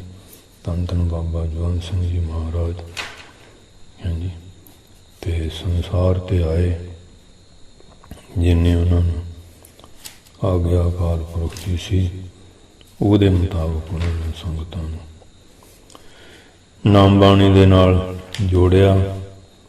ਔਰ ਤੇ ਅੰਤ ਸਮੇਂ ਜਿਵੇਂ ਸੱਪ ਕੰਜ ਤਿਆਗ ਦਿੰਦਾ, ਕੋਈ ਕਲੇਸ਼ ਨਹੀਂ।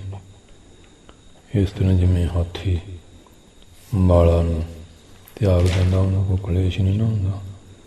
ਇਸੇ ਤਰ੍ਹਾਂ ਜਿਹੜੇ ਗਿਆਨਵਾਨ ਹੈ ਉਹ ਤਾਂ ਸੂਰਜ ਕਿਰਨ ਮਿਲਿਆ ਜਲ ਕਾ ਜਲ ਹੁਆ ਰਾਮ, ਜੋਤੀ ਜੋਤ ਰਲੀ ਸੰਪੂਰਨ ਥੀਆ ਰਾਮ, ਜਿਉਂ ਜਲ ਮੈਂ ਜਲਾਏ ਖਟਾਨਾ, ਤਿਉਂ ਜੋਤੀ ਸੰਜੋਤ ਸਮਾਨਾ, ਮਿਟ ਕੇ ਗਗਨ ਪਾਏ ਵਿਸਰਾਮ, ਨਾਨਕ ਪ੍ਰਭ ਕੈ ਸਦ ਕਰਵਾਨ।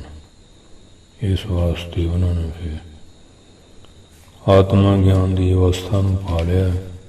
ਪਹਿਲਾਂ ਜੀਵਨ ਮੁਕਤੀ ਦੇ ਆਨੰਦ 'ਚ ਰਹਿੰਦੇ ਆ, ਫਿਰ ਸਰੀਰ ਤਿਆਗ ਕੇ ਤੇ ਉਹ ਪਰਮਾਤਮਾ ਵਿੱਚੋਂ ਭੇਦ ਹੋ ਜਾਂਦੀ, ਵਧਿਆ ਅਵਸਥਾ ਜਿਹੜੀ ਪ੍ਰਾਪਤ ਹੋ ਜਾਂਦੀ। ਹਾਂਜੀ, ਕਿਉਂਕਿ ਜਿੰਨਾ ਸੰਸਾਰ ਆ ਵੇਖਿਆ ਆਨੰਦ ਸੰਸਾਰ ਆ, ਭਜਨ ਆਨੰਦ ਹਰਦਾਸ, ਬ੍ਰਹਮਾਨੰਦ ਜੀਵਨ ਮੁਕਤ ਪਈ ਬਾਸ਼ਨਾ ਨਾਲ। ਇਹ ਸੰਸਾਰ ਵਿਸ਼ਿਆਂ ਦੇ ਆਨੰਦ 'ਚ ਹੈ, ਜੋਗੀ ਲੋਕ ਭਜਨ ਦੇ ਆਨੰਦ 'ਚ ਹੈ, ਹਰੀ ਦੇ ਦਾਸ ਜੀਵਨ ਮੁਕਤ ਬ੍ਰਹਮ ਦੇ ਆਨੰਦ ਵਿੱਚ ਉਹ ਰਹਿੰਦੇ ਹੈ। ਜਿਸ ਤਰ੍ਹਾਂ ਕਹਿੰਦੇ ਜੈਸੇ ਦਿਨ ਕਰਕੇ ਉਹਦਾ ਦੀਪਕ ਦੂਤ ਤੁਰ ਜਾਤ, ਜਿਵੇਂ ਦਿਨ ਕਰ ਸੂਰਜ ਚੜ੍ਹਦਾ ਦੀਵੇ ਦੀ ਰੋਸ਼ਨੀ ਛੁਪ ਜਾਂਦੀ, ਤੈਸੇ ਬ੍ਰਹਮਾਨੰਦ ਮੈਂ ਆਨੰਦ ਸਵੇ ਬੁਲਾ। ਜਦੋਂ ਬ੍ਰਹਮਾਨੰਦ ਪੈਦਾ ਹੋ ਗਿਆ, ਦੁਨੀਆ ਦੇ ਸਾਰੇ ਆਨੰਦ ਜਿਹੜੇ ਉਹਦੇ ਵਿੱਚ ਹੀ ਲੀਨ ਹੋ ਜਾਂਦੇ ਆ। ਸੋ ਇਸ ਵਾਸਤੇ ਅੱਜ ਅਸੀਂ ਸਾਰੀਆਂ ਸੰਗਤਾਂ ਰਲ ਮਿਲ ਕੇ ਬਾਬਾ ਜੀ ਦਾ 100 ਸਾਲਾ ਜਿਹੜਾ ਇਹ ਪਵਿੱਤਰ ਸੱਚਖੰਡ ਪਿਆਨਾ ਹਾਂਜੀ ਦੇਣ ਉਹ ਮਨਾਉਣ ਦਾ ਸੁਭਾਗ ਪ੍ਰਾਪਤ ਕਰਦੇ ਹਾਂ। ਔਰ ਧੰਨ ਧੰਨ ਸਾਹਿਬ ਸ਼੍ਰੀ ਗੁਰੂ ਨਾਨਕ ਦੇਵ ਮਹਾਰਾਜ, ਧੰਨ ਧੰਨ ਸਾਹਿਬ ਸ਼੍ਰੀ ਗੁਰੂ ਗੋਬਿੰਦ ਸਿੰਘ ਮਹਾਰਾਜ, ਧੰਨ ਧੰਨ ਸਾਹਿਬ ਸ਼੍ਰੀ ਗੁਰੂ ਗ੍ਰੰਥ ਸਾਹਿਬ, ਧੰਨ ਧੰਨ ਬਾਬਾ ਕਰਮ ਸਿੰਘ ਮਹਾਰਾਜ, ਧੰਨ ਧੰਨ ਬਾਬਾ ਆਇਆ ਸਿੰਘ ਮਹਾਰਾਜ, ਧੰਨ ਧੰਨ ਬਾਬਾ ਜਵਾਲਾ, ਧੰਨ ਧੰਨ ਬਾਬਾ ਜਵੰਤ ਸਿੰਘ ਮਹਾਰਾਜ। ਉਹਨਾਂ ਦੇ ਚਰਨਾਂ 'ਚ ਬੇਨਤੀ ਹੈ ਕਿ ਮਹਾਂਪੁਰਖੋ ਮੇਰ ਦੀ ਦ੍ਰਿਸ਼ਟੀ ਕਰਕੇ ਸਾਰਿਆਂ ਦੀ ਹਾਜ਼ਰੀ ਆਪਣੇ ਤਪੋ ਸਥਾਨ 'ਤੇ ਪ੍ਰਵਾਨ ਕਰੋ। ਸਾਰਿਆਂ ਦੀ ਕਾਲ ਸੇਵਾ ਥਾਏ ਪਾਓ, ਸਭ ਨੂੰ ਨਾਮਦਾਨ ਸਿੱਖੀ ਦਾਨ ਭਰੋਸਾ, ਤੰਦਰੁਸਤੀ ਬਖਸ਼ੋ। ਪ੍ਰਬੰਧਕਾਂ ਦਾ, ਸੰਗਤਾਂ ਦਾ, ਸਮੂਹ ਸੇਵਾਦਾਰਾਂ ਦਾ ਸਮੁੱਚੇ ਰੂਪ 'ਚ ਧੰਨਵਾਦ ਹੈ। ਆਏ ਹੋਏ ਵਿਦਵਾਨਾਂ ਦਾ, ਪਾਠੀ ਸਿੰਘਾਂ ਦਾ, ਸਾਰਿਆਂ ਦਾ ਧੰਨਵਾਦ ਹੈ। ਔਰ ਇਸੇ ਤਰ੍ਹਾਂ ਹਰ ਸਾਲ ਦੀ ਤਰ੍ਹਾਂ ਇਸ ਸਾਲ ਵੀ 100 ਸਾਲਾ ਵਿਸ਼ੇਸ਼ ਰੂਪ 'ਚ ਬਾਬਾ ਜੀ ਦੀ ਬਰਸੀ ਮਨਾਈ ਹੈ। ਬਾਬਾ ਜੀ ਨੂੰ ਬੜੀ ਚੜ੍ਹਦੀ ਕਲਾ ਬਖਸ਼ੀ, ਲੱਖਾਂ ਸੰਗਤਾਂ ਨੂੰ ਉਹਨਾਂ ਦੇ ਤਪ ਸਥਾਨ 'ਤੇ ਆ ਕੇ ਨਤਮਸਤਕ ਹੋਏ। ਬਾਬਾ ਜੀ ਸਾਰਿਆਂ ਨੇ ਝੋਲੀਆਂ ਭਰ ਕੇ ਭੇਜ ਰਹੇ ਆ। ਜਿਹੜਾ ਵੀ ਗੁਰੂ ਨਾਨਕ ਪਾਤਸ਼ਾਹ ਦੇ ਘਰ 'ਚ ਆਉਂਦਾ ਹੈ, ਜੋ ਮੰਗਿਆ ਠਾਕਰ ਆਪਣੇ ਦੇ ਸੋਈ ਸੋਈ ਦੇਵੇ। ਨਾਨਕ ਦਾਸ ਮੁਖ ਤੇ ਜੋ ਬੋਲੇ, ਇਹਾਂ ਉਹਾਂ ਸੱਚ ਹੋਵੇ। ਸੋ ਅੱਜ ਅਸੀਂ ਧੰਨ ਧੰਨ ਹਰ ਸੰਤਨ ਕਰ ਨਮੋ ਨਮੋ, ਨਾਨਕ ਪਾਵੇ ਅਤੁਲ ਸੁਖੋ। ਮਹਾਂਪੁਰਖ ਤਾਂ ਜਨਮ ਮਰਨ ਦੁਖ ਮੈਂ ਨਹੀਂ, ਜਨ ਪਰਉਪਕਾਰੀ ਆਏ, ਜੀ ਦਾਨ ਦੇ ਭਗਤੀ ਲੈਣ, ਹਰ ਸਿਉ ਲੈਣ ਮਲਾਏ। ਸੋ ਇਸ ਵਾਸਤੇ ਮਹਾਂਪੁਰਖਾਂ ਨੂੰ ਕੋਟਾਨ ਕੋਟ ਵੇਰੀ ਨਮਸਕਾਰ ਹੈ।